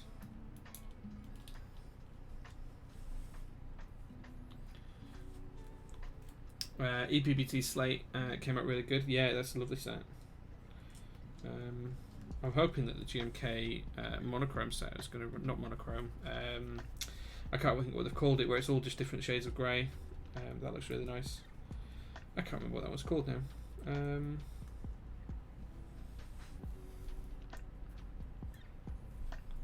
Okay. Achromatic, that's the one, yes. Well remembered, good sir, well remembered. Okay, so that's one row done. Let's move on to the next one.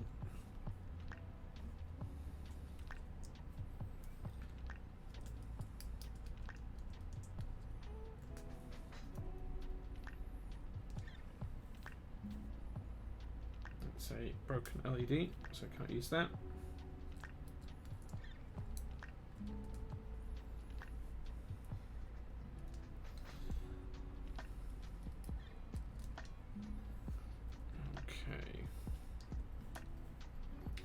There is also Simple coming as well. Yeah, Simple JA. Yeah, it's a nice set as well. I do like that one, but it was Achromatic that I was thinking of, yeah. Which is a really nice set, I think. We need to see more kind of darker sets, I think. I'm really excited for Metropolis to come in as well, and I do like the look of GMK Nord. I think that's right up my street. Good work there, Jay. Looking nice. Thank you very much, dude. It takes a lot of work to look this good on camera for you guys. Namely, it takes a shower and a quick towel dry my hair and run into the office to press go on the streaming because I'm running late. But this is nice and relaxing. Okay, almost down with this row as well. Over halfway through it now. Probably just going to do this row. I'll do all of the numpad later because I can turn the board the other way up then. When we start to get down to the bottom of the board, it gets a little bit harder. Just going to check the orientation of the positive leg on the ISO ends before I put that one in now.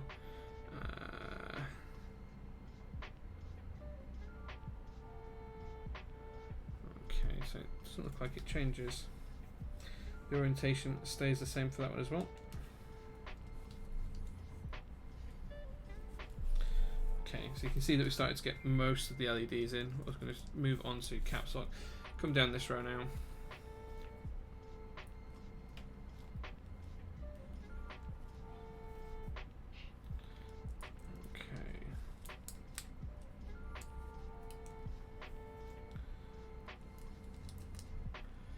Okay.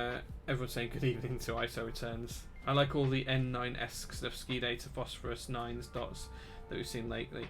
Yeah, I kind of like that too. I think I'd like to see actual solarized dark, real solarized dark colours run. That would be my ideal GMK set. Not as much as I love the actual round one of GMK solarized dark, it isn't solarized dark colours, so I would like to see that. I'm also looking forward to seeing Dracula as well. Yeah, so lots of good sets coming out. Olivia Plus Plus as well. That looks like it's got the dark option too. Really liking GMK Ruby and Yellow Jacket as well. Yeah, they're not sets for me. Rudy maybe, but I can appreciate why people would like them.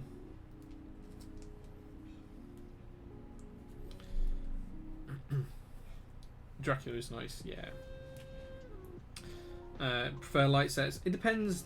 I like light sets, but I feel like I've got enough of them now. One of my favourite sets of all time is GMK Royal Alpha, which is a really light green set, especially with the light mods on that as well.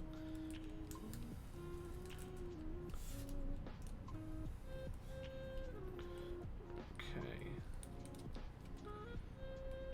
Next place I need to be careful with the LED orientation is where we have multiple options for switch points, which will be on the bottom row. So I'm just going to check each of those individually before I put the LEDs in, because they might be slightly different. Whoops.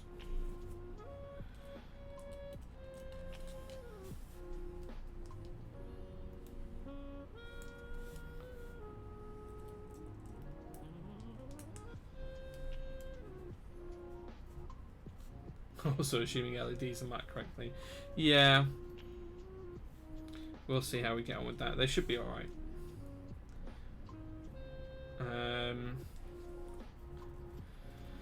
Dark sets can look super shiny after a while. They can do, yeah, they can do. Yeah, 7V's a nice board, man. I like the 7V. GMK Light Sets. GMK Kaiju caught my eye, just a shame it doesn't have an accented ISO enter. You still need to send that to me. There's a few people who want that set off me because getting hold of the white mods now is pretty difficult. So you're not first in the queue, I don't think. You have to go check the Dibs Bob on the Discord, dude, and let me know whether it's there or not.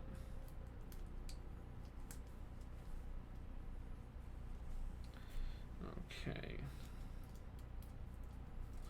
I'm just going to check each of the ones on the bottom row before I put them in. Just make sure that we've got them correct. So this one is still in the same orientation as the rest of the board. Conscious I'm slightly off stream now. This one's still the same orientation as well.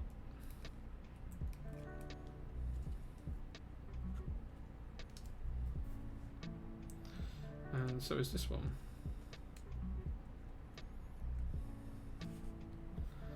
Okay, down to spacebar. Still same orientation, nothing's changed yet.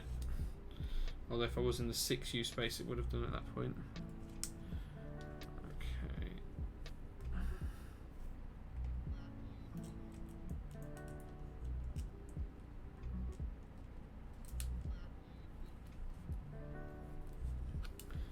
Okay, last one before we flip the board over and start on the other side.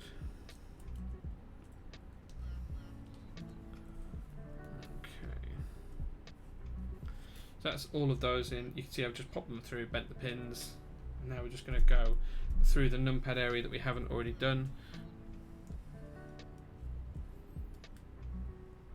So that's the wrong way around.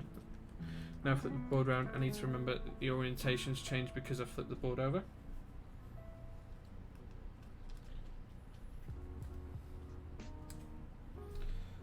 Okay.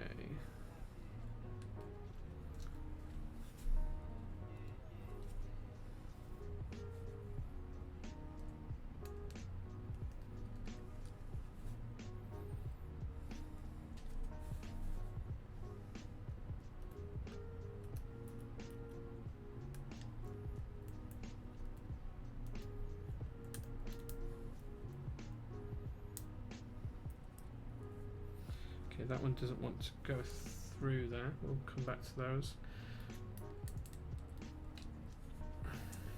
Okay.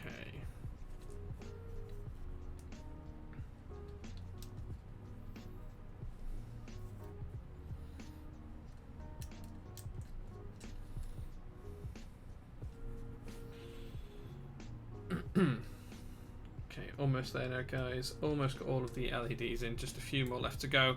Then we can quickly solder these in place, trim them all back, and then we'll be ready to unbox GMK Minimal and then start the build typing test.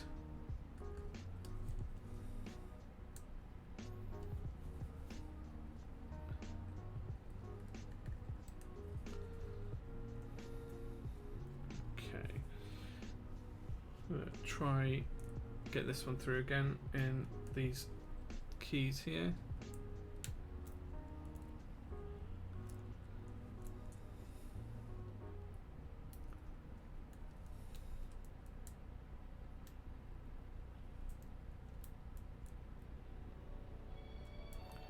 For some reason they don't want to go through.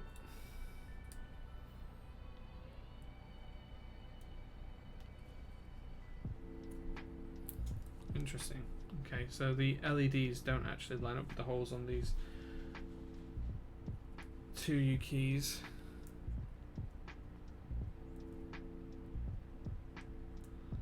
I'm going to try and force it a little bit.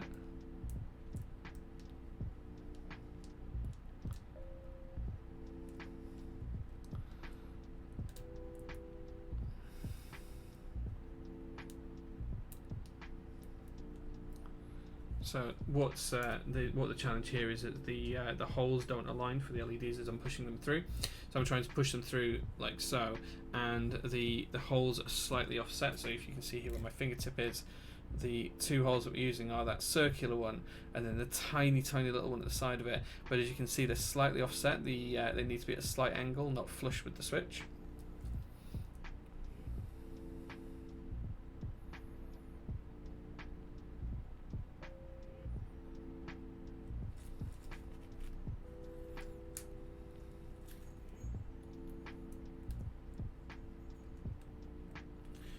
Yeah, bent pins are such a pain to desolder later on, but I'll probably end up desoldering it, and I don't mind doing them like this. Just trying to wiggle these into a position where they'll go through.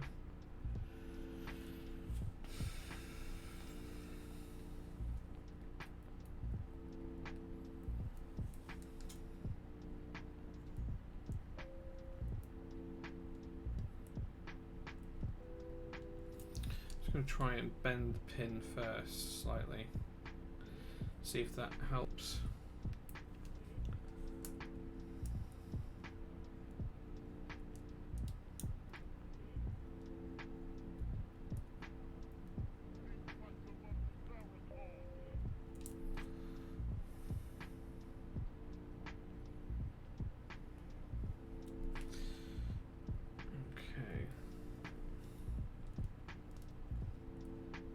If I can't get these through now, then I might just end up having to do this part later on, because these are very fiddly. Yeah, they just don't align in the right way. I'll do those off stream because they just don't align in the right way. The only last four we've got to do actually are just for the arrow keys, so we'll just pop these in.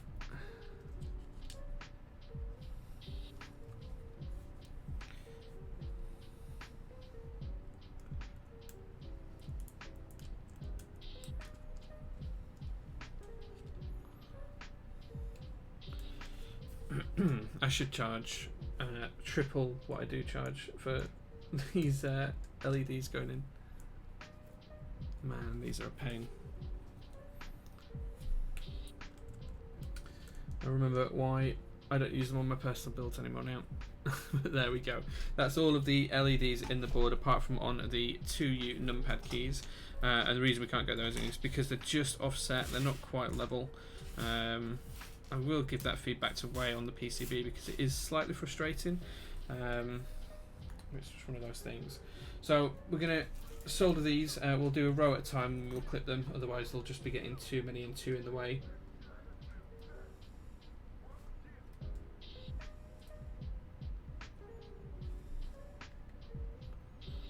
Okay. Maybe they won't get in the way actually. We might be able to just do all of the soldering up now. Yeah, we'll just solder them all and then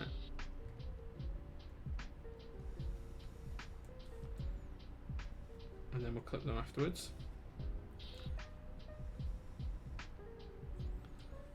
Okay.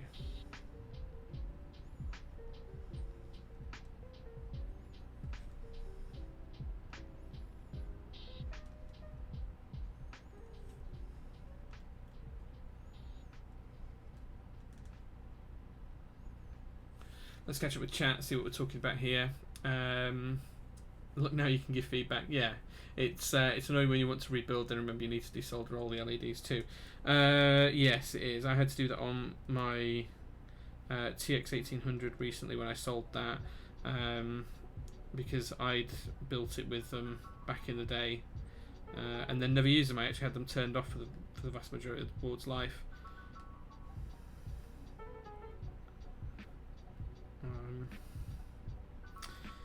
But it wasn't too bad. With the desoldering gun that I've got, it's a fairly quick process. I think it was 30 minutes to desolder the whole board, including the LEDs, so it was pretty quick.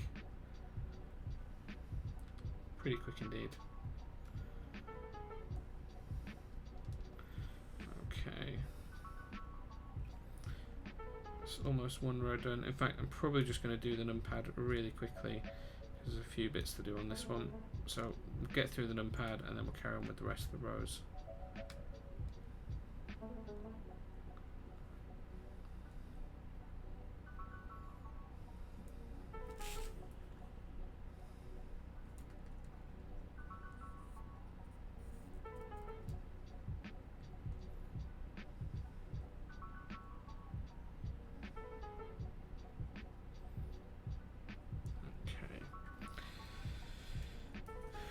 Moving down the next row now.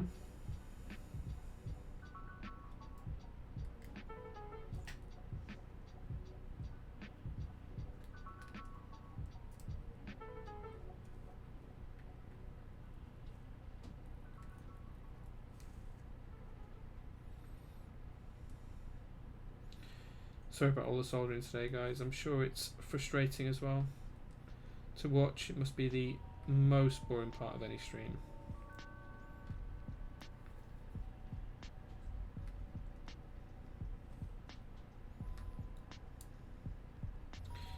But we are making good progress now, guys. Probably about half of all these LEDs now done.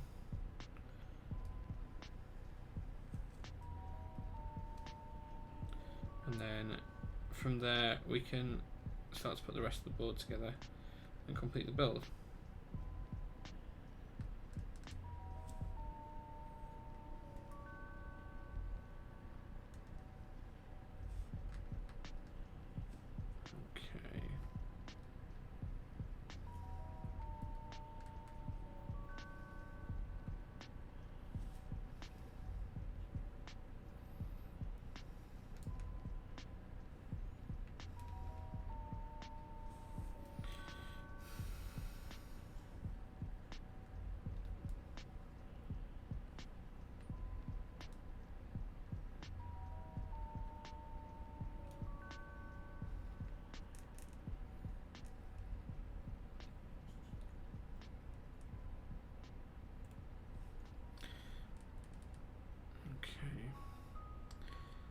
Looking pretty good so far, making some really good progress.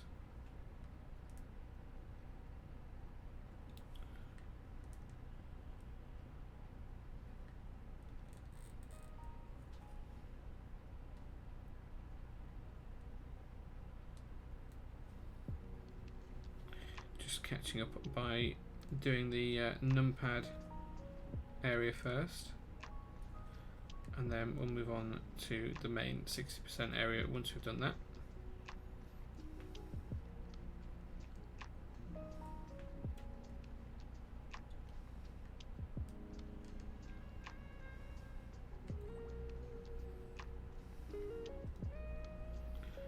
Okay. Almost there now, guys.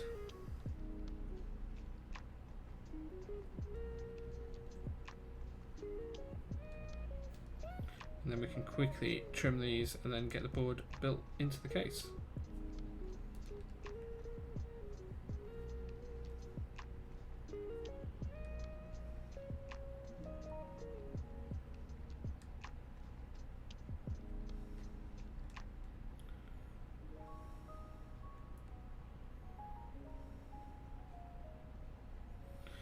Okay. Grog DX says deepens derp. Nice man, thanks man. Moist Nature says I'm curious how much flexibility plate is going to have. I'm kind of met with the stiffness of brass.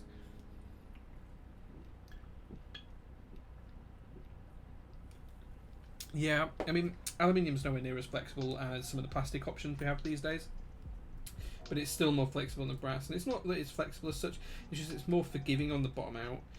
It's got a slightly softer bottom out feel.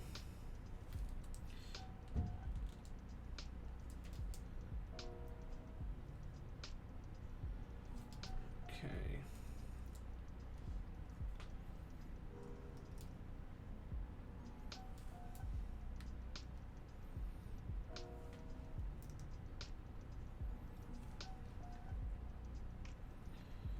This is by far the most tedious part of any build, so I know that this is not making good watching, guys, but I do appreciate the support either way. It's far better doing it in your guys' company than it is doing it on my own solo in this office.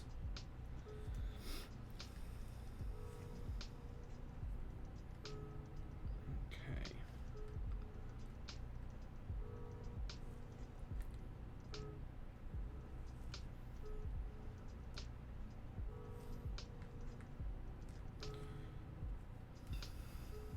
Just 2 more rows left to do after I finish this next couple of switches.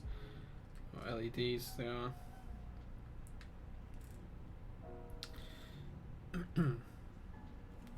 That's that row done. Now we're just going to work our way up the next row. And then we'll come back and do the bottom row at the same time.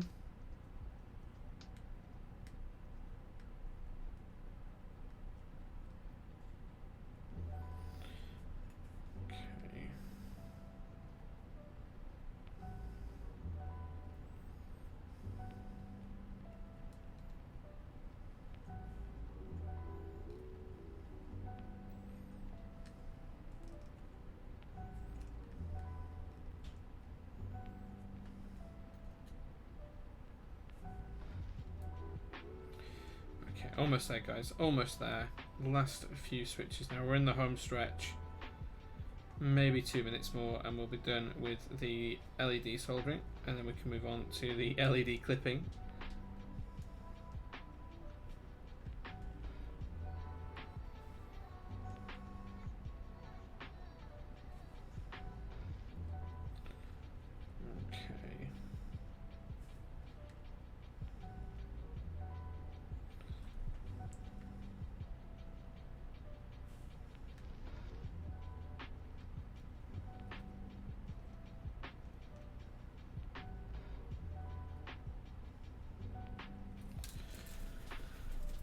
Talisman Solution says, I don't find it particularly boring. The urgency is large on your side as you seek a complete night's sleep. View count never dips during your soldering sessions. Now, if you start to talk about excellence in English cuisine, maybe. There's some good English cuisine, man. There's some good English cuisine. Fish and chips, you can't beat it. Spam fritters, gotta love them. Pies. Pies are a British invention. And everyone knows that pie is pretty damn good after the main show last week.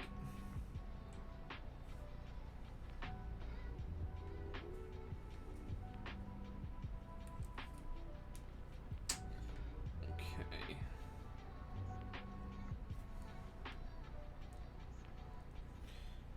And there's no urgency to get to bed on these nights either. I'm usually up until 2 AM, 3 AM anyway. It's more about spending time with the wife on school nights. Usually we'll finish up here and we'll watch TV until maybe 1 in the morning together. At which point we'll then go to bed and then get up at, well, I get up at 5 for work. She is about 8:30. There we go. Can't beat a pork pie. I'd know, being from Melton, 80% of my diet. I've got some really nice pork pies in the fridge actually. My local farm shop has just won 3rd place in the UK out of about 800 different pork pie makers. So I'm pretty stoked because I've always rated them. Okay, so next thing to do now is to turn off the soldering because we are finished soldering now for the day. Pop that to one side. I'm now just going to go around and clip all of these,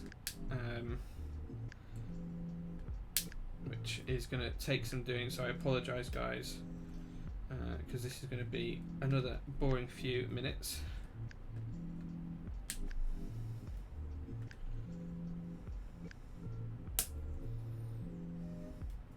We will get there, and then once we've done with the clipping of everything, we can then move on to, in fact I'm just going to try and stand all of these up first.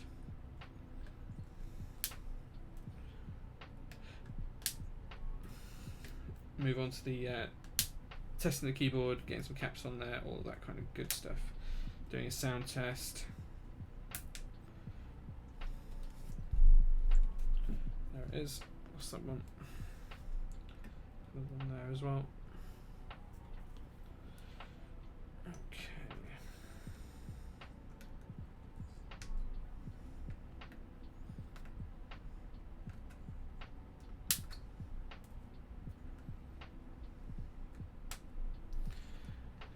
What do you think of the new TX Suo PCBs and software? I haven't tried any of them as yet. I should probably try and buy a new TX board just so I can try it out, but I haven't tried it as yet. But anything's got to be better than the Liku boards and Jigon.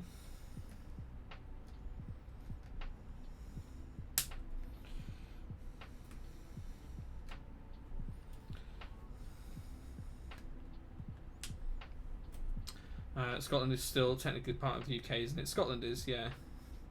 For now.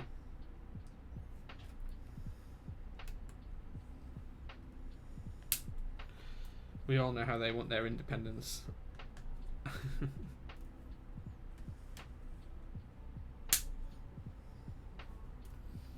Do you happen to know if I could fit a Suo TKL PCB into an Orion? I have no idea. I'm not sure if anyone's tried that as yet. If you do find out, do report back and let me know, because I'd be interested to know that just for future reference. But as far as I know, no one has tried that as yet.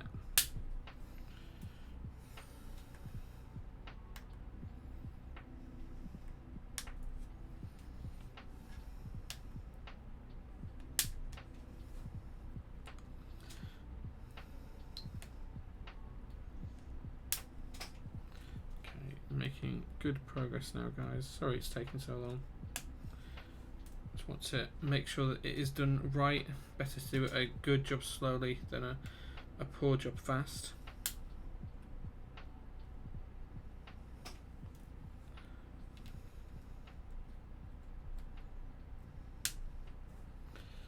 Okay. Again, now I've got onto the numpad, I'll probably just do the whole numpad in one sitting and then move on to the rest of the board again once this is done.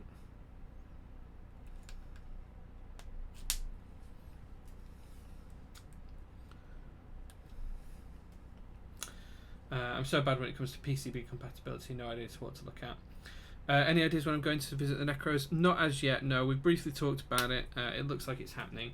I'll probably drive it rather than catch the train or the ferry or anything like that. But it's likely to be...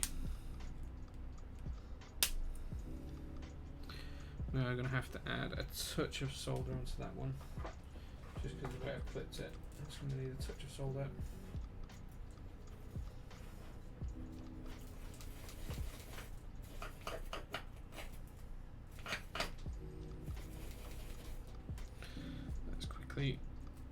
Retouch this one back in.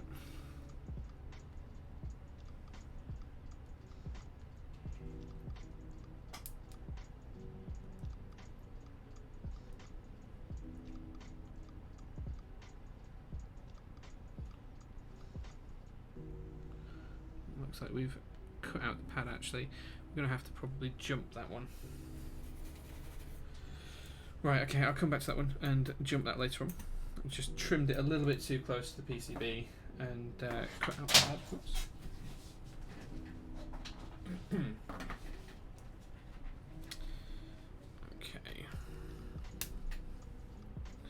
Nice easy fix though, is that.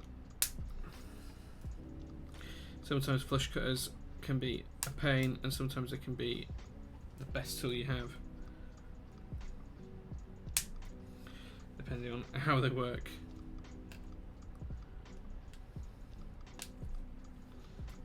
Okay. Collecting spare PCBs. Nothing wrong with that, dude. Just try tweaking that. There we go.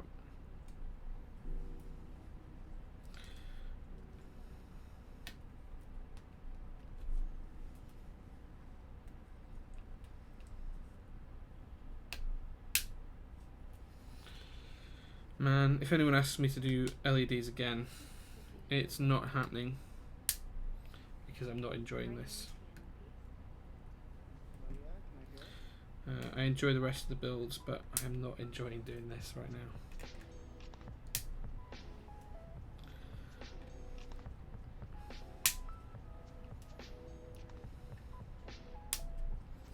I'd rather do something more akin to the gingham build that we did a couple of weeks ago.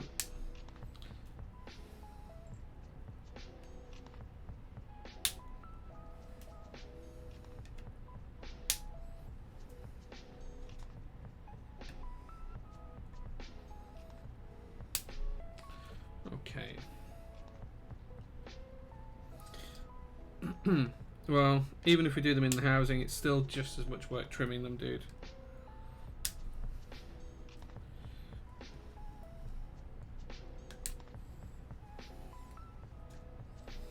The putting them inside the switch housing, if you've got 2x3x4 LEDs, is just a nicer way of doing them. They're just you've got no cap touching them or anything else. No challenges around that. But it's still just much as work because you still have to solder them and trim them. But we're getting there now. About halfway done with the LEDs trimming.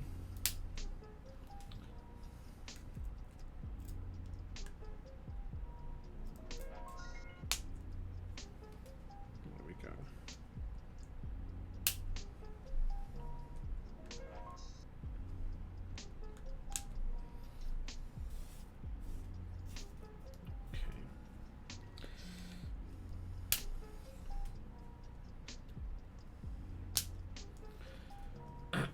I'm putting the LED in the housing on that Magic Force, but I'm using 1.8mm LEDs. Yeah, the 1.8mm LEDs don't fit inside these gap milky top switches. You just can't fit them inside the front cavity. It all depends on what switches you've got, as well as which LEDs you have, but these won't fit inside. I think 1.8s will fit inside cherry switches, but not inside Gatorons as far as I can tell. Certainly I couldn't force them in. Either that or these LEDs aren't up to standard.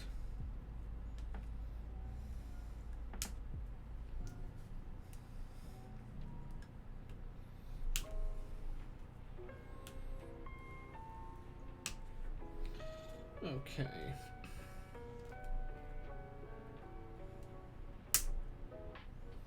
Potentially another one there that's just going to need a bit of a jump on it, but that's nice and easy to sort out.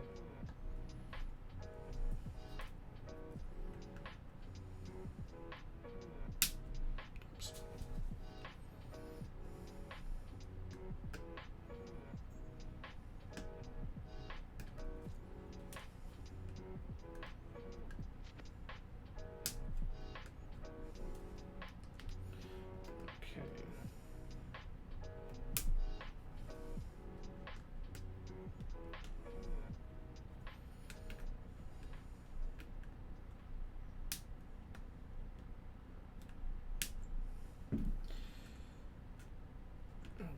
Making significant progress now, guys. We will get there hopefully before too long.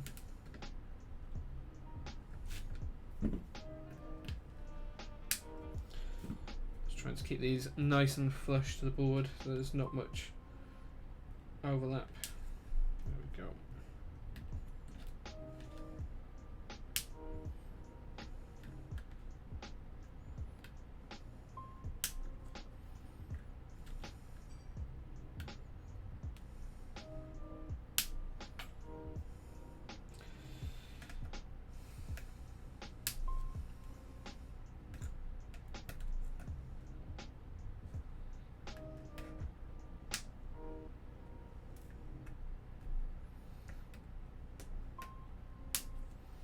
Not too many more of these to go now.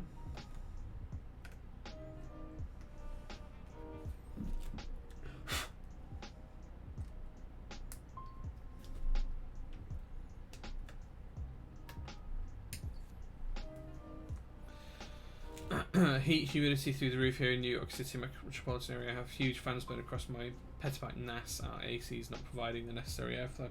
Yeah, it's really warm here in the UK as well today, but it, as you say, it's humid. So I think it's like 28 degrees, something like that today it was.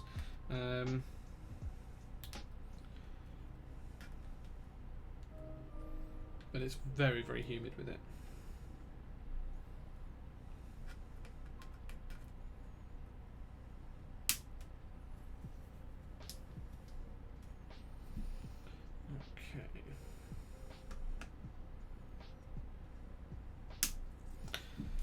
So when we test this out in a second, we'll see if we can get the LEDs working before we put it back in the case.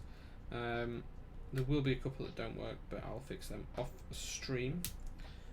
Two on the 2U keys in the numpad area because, well, because the PCB doesn't really support it there.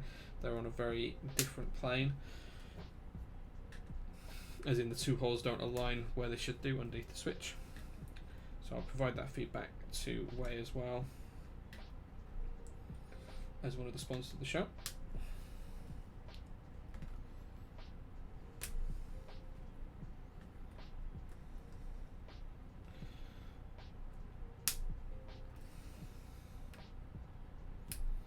And just a big shout out to the mykeyboard.eu folks as well for shipping Minimal so fast for it to be here already.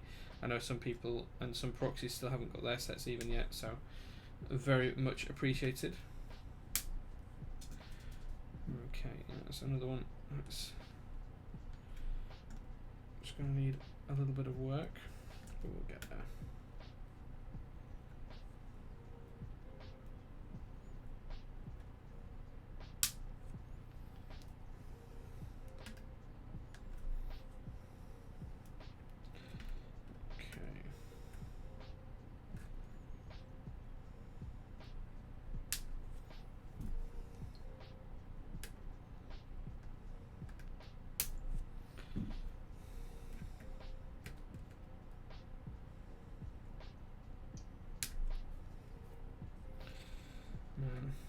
Almost there now, guys. I'm so sorry about this. Just got maybe a quarter left to go now.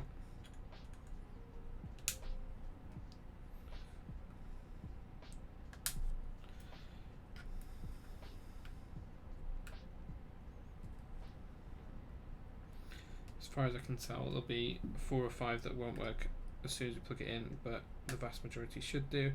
And then I'll fix those 4 or 5 straight after the stream rather than do it on stream. I'm more interested now in giving you guys a good unboxing of Minimal and typing test.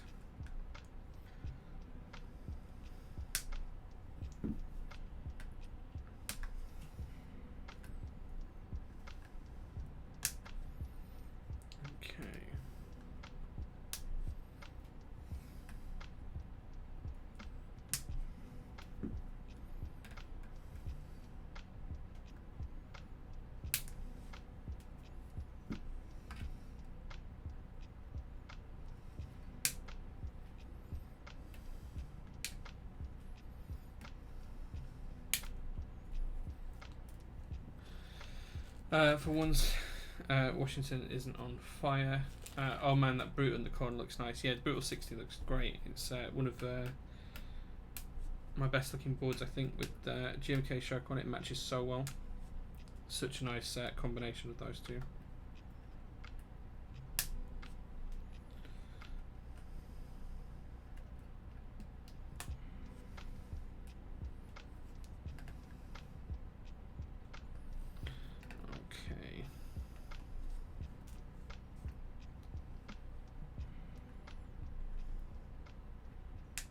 And if any of you all are going to be at Seattle, I look forward to meeting you guys because I'm dead excited about that trip. Fly out on Wednesday of this week. Sorry, not Thursday. Wednesday of this week. Thursday, I will be going from Brian's to the Airbnb that we're staying at, which is closest to me up. And then we're probably going to do a bit of a live stream on both Wednesday and Thursday, I think. We'll do the normal show, but it'll be on Wednesday, and then on Thursday, assuming everything's okay at the Airbnb to conduct a stream, we'll be doing a bit of a stream there as well. Just a tiny bit of a bridge between these two LED points here, so I'm just trying to separate that out.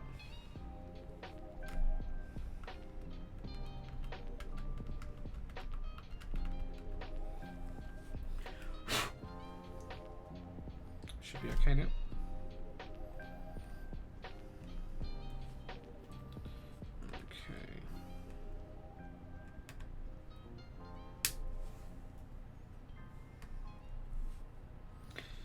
Okay, almost there now, guys. Almost there. Now, as I say, we'll just quickly test this, make sure that these LEDs do work. As I say, we'll have a few that don't. I'll fix them off stream, and then we'll carry on with the rest of the build. There we go. Right, let's see if we can get these LEDs tested now.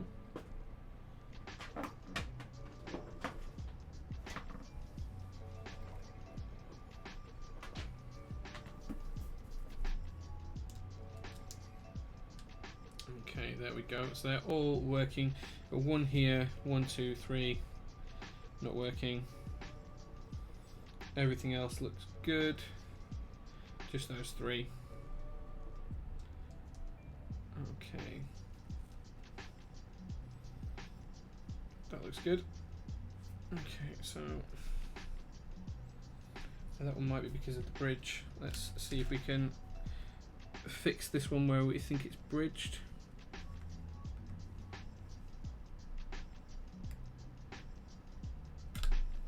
Let's see if that one is now working. No, okay. And then the other one that's not working is just here, this one here, and that is where I've stripped a pad, just cutting the base. And then the other one is just here as well. One should be alright. Could just be an LED problem.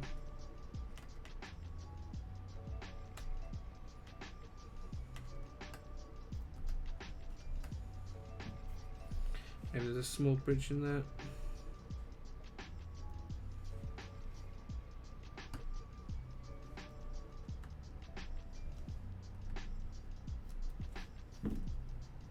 That's that one fixed. So just these two now.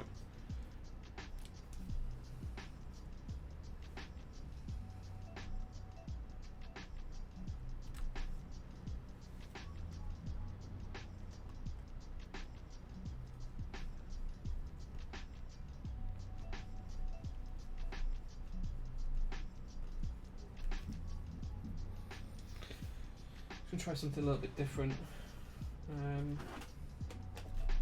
Just going to try and scrape away that excess solder.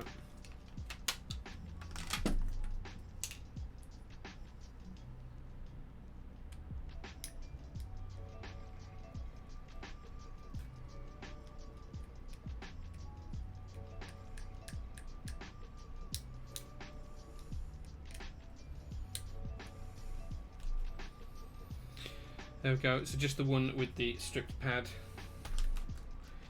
And we can try and fix that. Again, shouldn't really do this whilst it's turned on, but we should be alright for just a tiny blob of solder.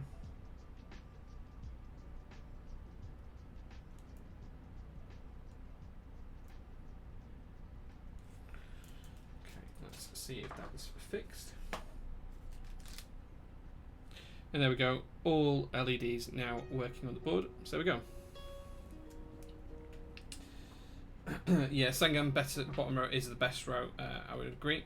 Tasman, gonna mess up your crevice lighting.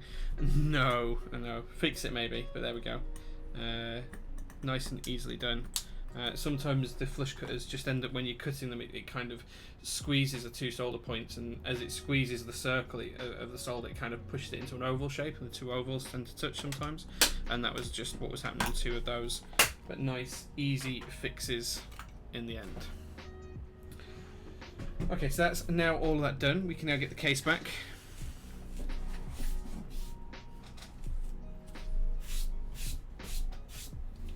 Move these to one side, and now we've got the case back. We can take it apart.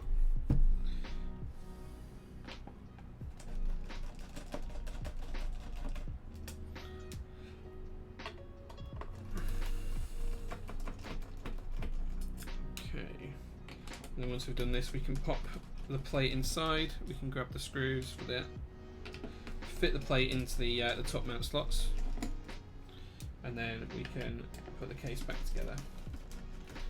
And then from then we can open GMK Minimal, do a bit of an unboxing and live thoughts on stream.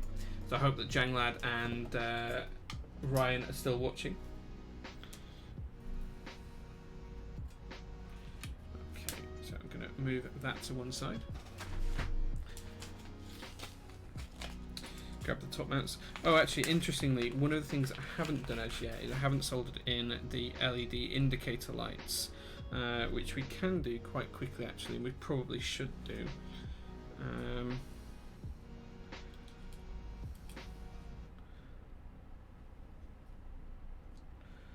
So that's one of them in. Probably just get these done really quickly, guys. Apologies. So this is the 3 indicator lights. I'm just checking orientation that pins need to be for this.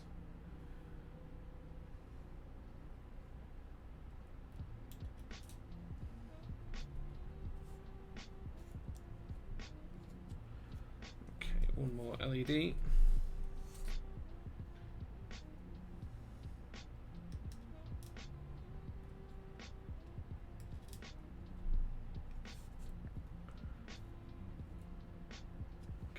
Quickly solder those in.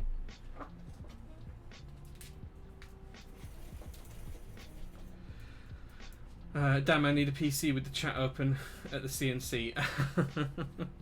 Yeah, man, definitely.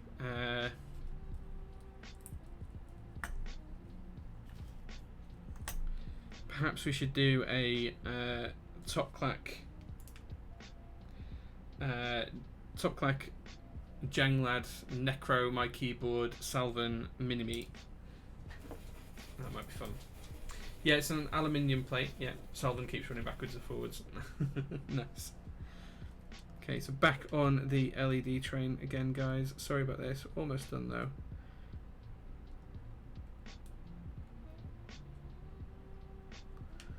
Okay, try and quickly solder these in place. If the solder decides to take.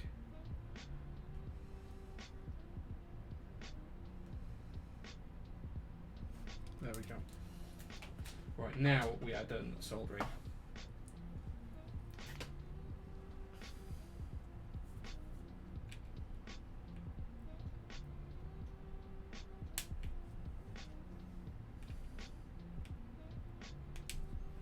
Okay.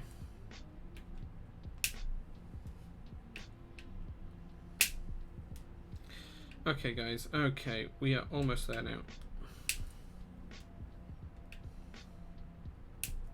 There we go.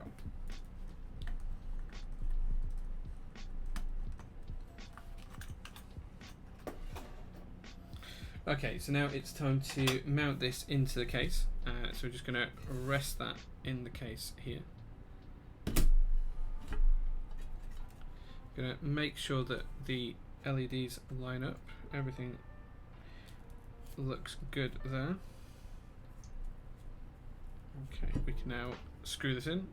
Here we go. There's a few different types of screws here. I'm going to assume the ones that are rounded, which are very different to the case screws, are the ones to be used here.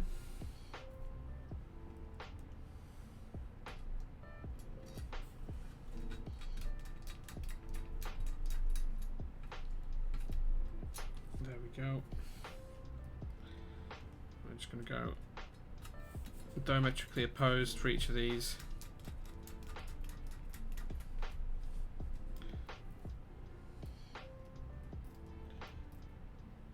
And then we'll work out from there. Top Clack's preferred tightening order. Diametrically opposed, counter diagonally, rotational counter opposing. I need to memorize this. Cross corresponding, non-sequential, and counter crosswise. Yeah. Because why the hell not?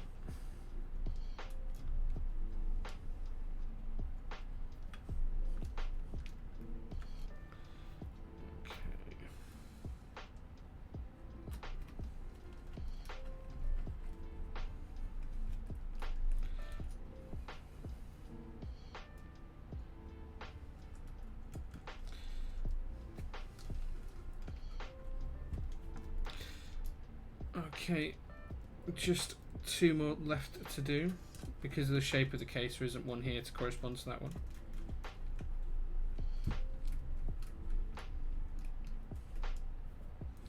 And then final one just up in this top corner. Oh, the top corner is center, sorry, top center. And there we go. It's all nicely put together. Now, take the bottom case and we'll pop that back on top. And quickly screw this together.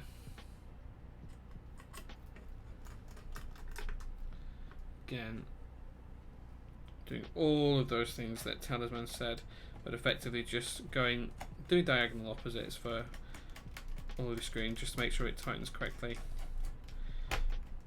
Shares the load evenly.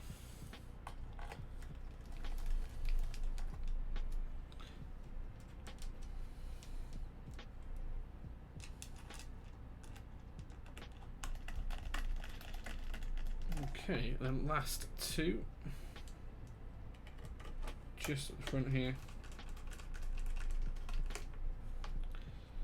and then we are good to go. That one seems like it's a little bit long.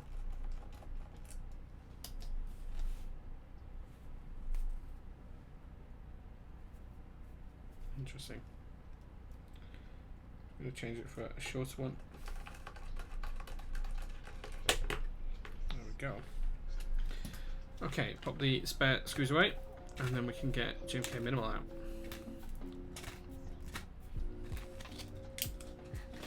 Just pop the feet on first.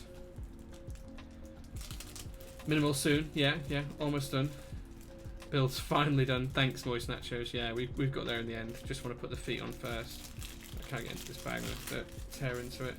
The sticky off the bottom of this has got onto the bag itself. Oh gosh, these feet are a bit larger than what I'm used to using.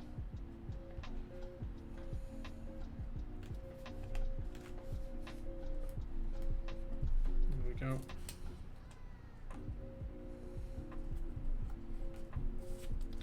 Last one. There we go. All done. Chat hates me for the LEDs. Yes, I'm not a fan of them. But if you like them, dude, it's your board. That's fine.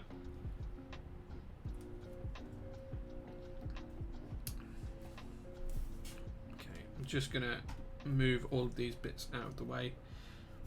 Try and brush these to the back of the desk, and then I'll get the vacuum on those later on after the stream. Just make sure we don't scratch anything on the board. In fact, actually, this might be an easy way of picking these up. Yeah.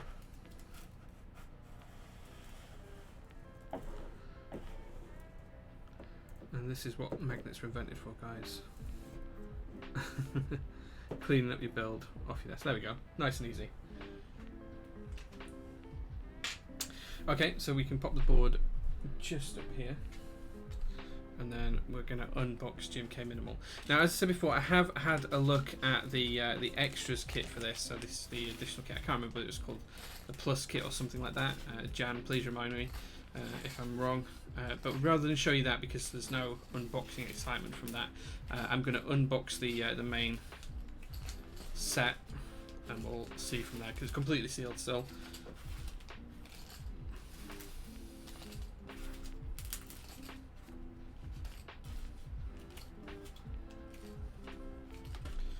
Okay, just popping these LEDs away. There we go.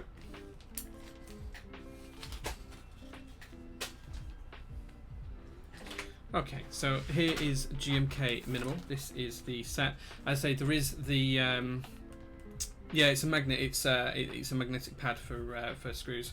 So this is Minimal. This is the set. One of the things I would like to call out is that this is actually an embossed logo. It's really nice. It's probably going to be really difficult to show that on stream and on screen, but that is a lovely embossed logo, which is something you can notice as soon as you pick it up IRL. As you can see, it's still completely sealed, 100%, not being opened. So we'll open it now.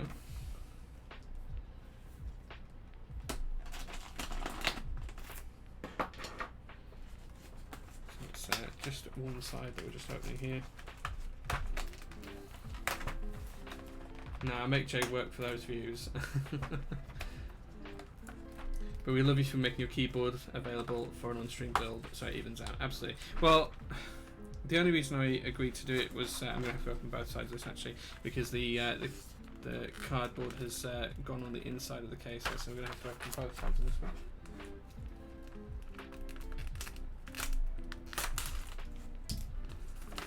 There we go.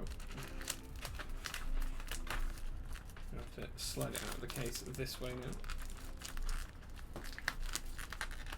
I don't usually like to take the whole plastic thing off, but there we go. I'm going to slide this out.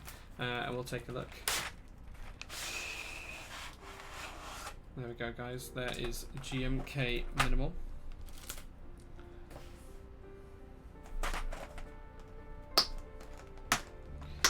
One thing GMK do need to do is fix these trays, but I am catching up with a GMK rep when I'm in Seattle, so it's going to be one of the big suggestions. Cool.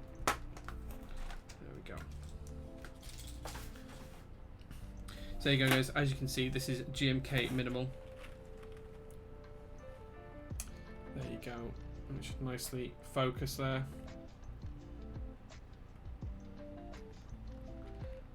Lovely, clean looking set. EPBT, right? Yeah, they need a better solution than those pins. Yeah, they're not great. So we'll start to fill the board out.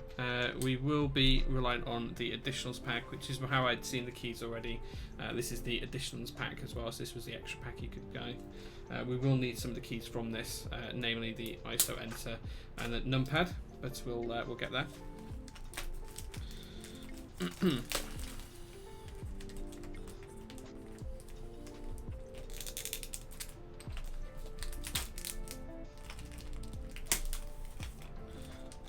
Some of these keys on first, just the ones that we know we're going to need.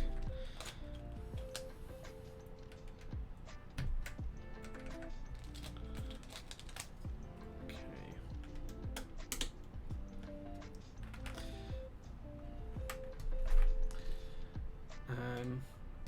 Banned from working with me on group buys. I think this is a lovely, lovely clean set. It is one of my favourite sets of the year. As always, I'm slightly frustrated it doesn't have UK ISO, but that seems to be the trend these days. But either way, it doesn't detract from the quality of this key set. It is genuinely lovely. And it is one of the nicest looking white key sets that we've got. It's something that's been missing from a lot of well, just a lot of the boards that we've had recently. It's you know, we've not had key sets we've had recently. We've not had a really good white key set since Stormtrooper. You know, Pristine isn't exactly white, but this is really nice, bright, cheery key set, and it's a nice warm white as well. It's a comfortable white. It's not too stark, which is good. If you guys are interested, we can compare it to Stormtrooper. I don't have Pristine here in the office, that's at work, but I can compare it to Stormtrooper in just a minute.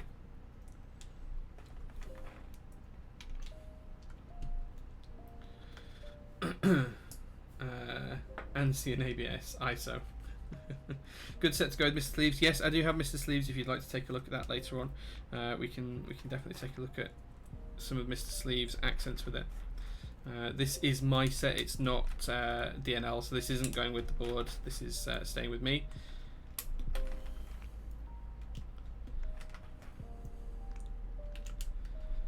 Yes, please compare, I'd love to see that. Yeah, I can compare the two.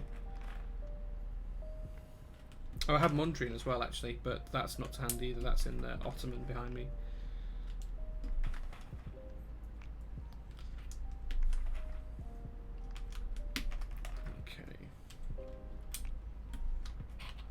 Full capsule here, not step capsule.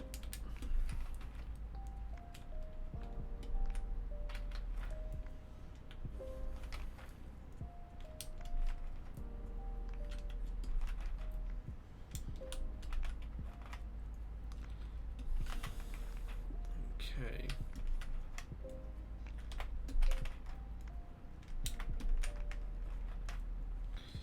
Then there was an additional key just there for that. Okay.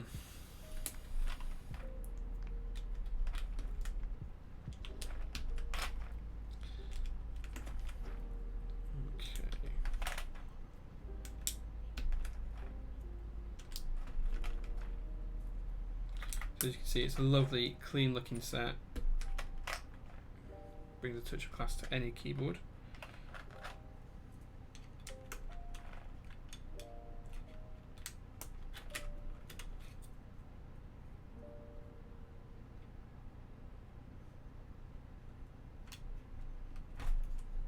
Thought I'd soldered the spacebar in the wrong place then, but I hadn't. Get the 1.5U keys in here. And then we do need a 1U key, which is just there.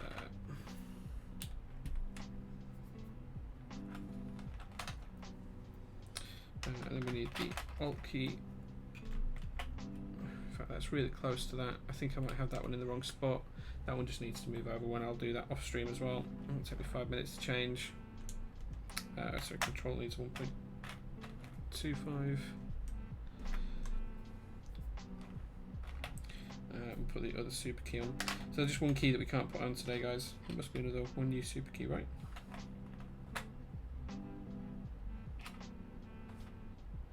There. Yeah, I just need to move that one over. That was my mistake during the build. Now I'll pop the numpad in place.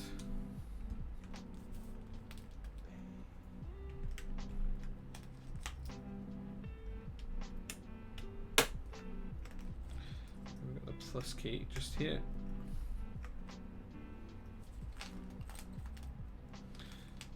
I'm just going to guess which order these go in. It's that long since I've used a numpad board. I can't recall, but I think it's like that.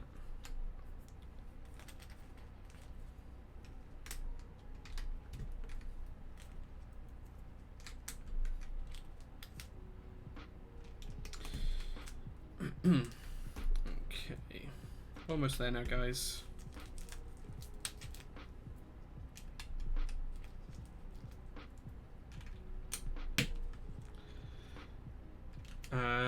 Man, I wish and didn't wish minimal. This is a really lovely set. Monochrome is WS2, yes. Olivia CP as well. So many different whites. Meta versus Sem is minimal, yes. Oh, you know your stuff. It's almost as if you worked on the set. They look like a warm white. It is a very warm white set, yeah. Say I'm just going to put any of the keycaps on here. There we go.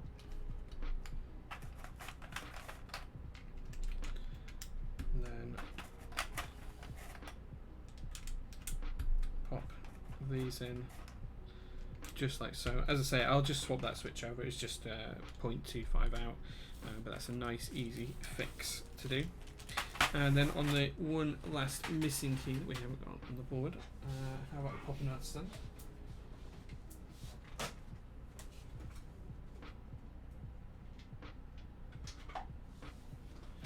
So we'll go with this. This is the Bog Apple for Cthulhu. So we'll pop this on the board. I do like my marbled keys, just to give it a little bit of colour. There we go. There we go, guys. This is the board. This is GMK Minimal on the KBD19x.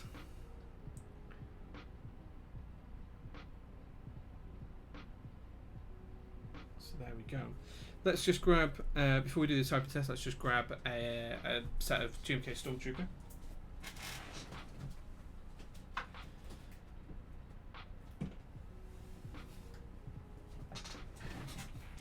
So this is GMK Stormtrooper, which is an even warmer white. If I just grab a keycap puller, I can just get a couple of keys next to each other and show you. If I take two that are the same, let's see how much the difference is apparent here. So this side is GMK Stormtrooper. Come on, focus. There we go. And this side is GMK Minimal. As you can see, it's slightly warmer, is GMK Minimal. Slightly more of a yellow tone to it. I hope that's clear with the difference between the two.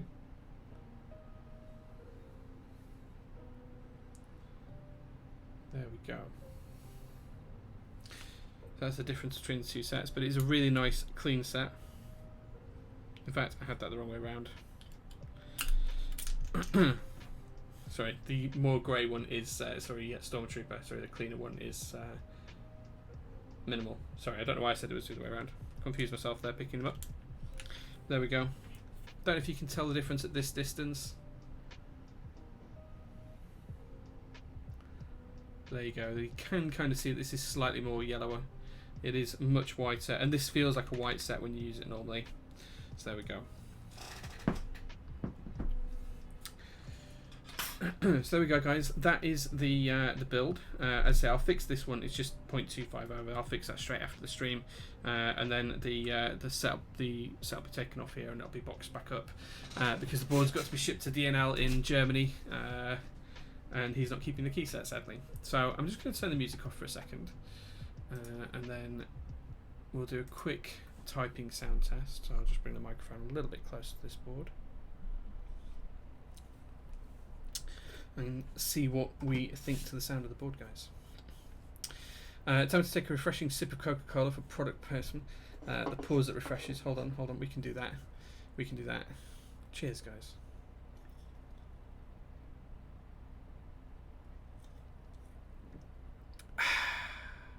There you go. I hope that was satisfying for you, Talisman. Okay, but now we'll do a bit of typing test. We'll see what the board sounds like. I'm going to take my headphones off for this as well, and see if I can hear any issues. So we'll try the keys with the stabilizers on first.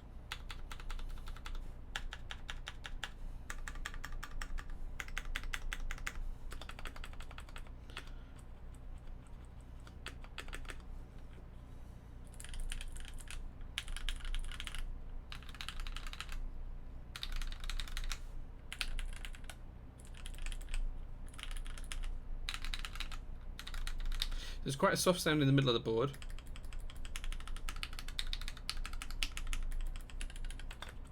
And as you can hear, as you go down the board, it starts to get... Oh, sorry, up the board it gets much clackier.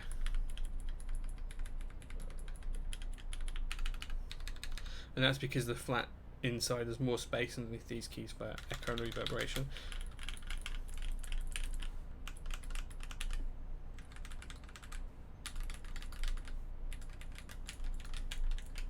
Let's try it out now, typing.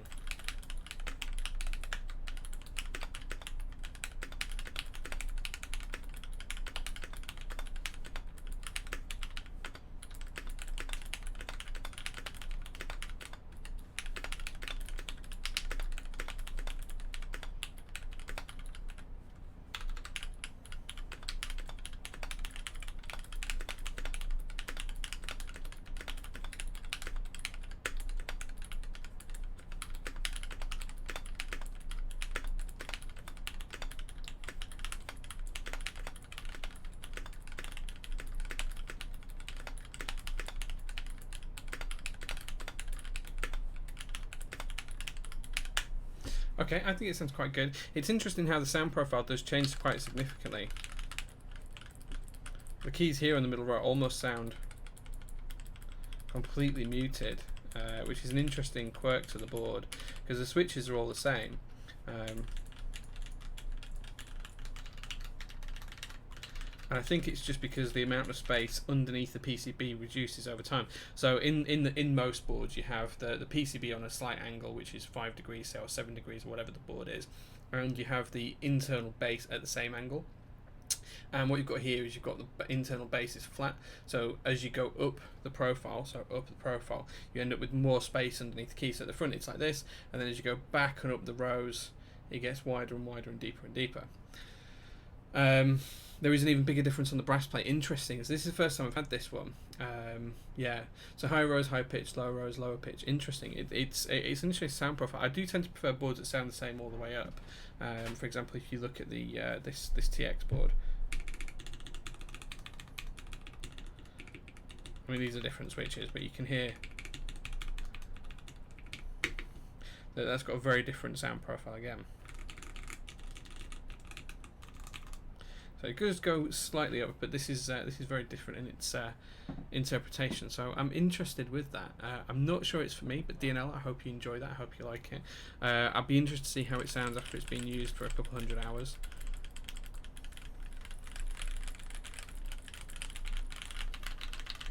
I mean, that row sounds perfect.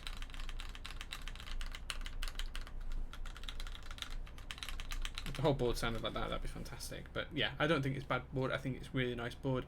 I'm going to fix this just now off stream. If you guys don't have any questions, given the fact that I've been streaming for nearly 3 hours now, I'm probably going to call it quits. And then I'm going to reclaim my caps. I forgot to ask the other day, don't feel rushed to answer, but hearing mixed opinions on lubing before breaking, would really like to know what you think about that. My view is that you should break in first and then lubricate. 90% of the time I would try and break in switches first and then I would lubricate them afterwards. A lot of modern switches like inks, it probably doesn't really matter so much, just because they're so smooth already. So Telios, inks, things like that, I probably don't think it would matter too much. Creams I found did benefit from breaking in for about 10 hours use, and then all of a sudden they just changed quite dramatically, and that really helped them. So I think it depends on the switch. Cherry switches probably take, you know, a week, maybe 2 weeks of typing every day on them to get them to break in. Creams about 10 hours. It all depends on the switch. So most switches, yes, they would need to be broken in. Inks, Telios, Zelios, probably the antithesis to that, and they probably don't need to be broken in at all. Hope that's helped. Right then, guys, that's the board. DNL, I hope that you are happy with the way the board looks. Interested to see what keyset you're going to put on that board. Just one last show off of what that looks like. All looking rather tasty. Even I thought I should have put the full ETF set on, actually. The full Bog Apple ETF set. There's only 3 keys in it, but I've got the whole thing. We could have put them somewhere, which would be quite fun. But yeah, there we go, guys. Right, I'm going to call it a night. I hope you're all going to have a really good Sunday, and I'll see you again on Thursday when I'll be in Seattle with Brian live on stream, sat next to him. So that's going to be interesting and fun, and I'm looking forward to meeting some of you guys in Seattle as well. So if you're there, please do come say hi. I'm really open to saying hi and things like that. I will enjoy the best of my birthday and our Bigfoot, so thank you very much for that, dude. And I'll see you later. Take care, guys. Thanks.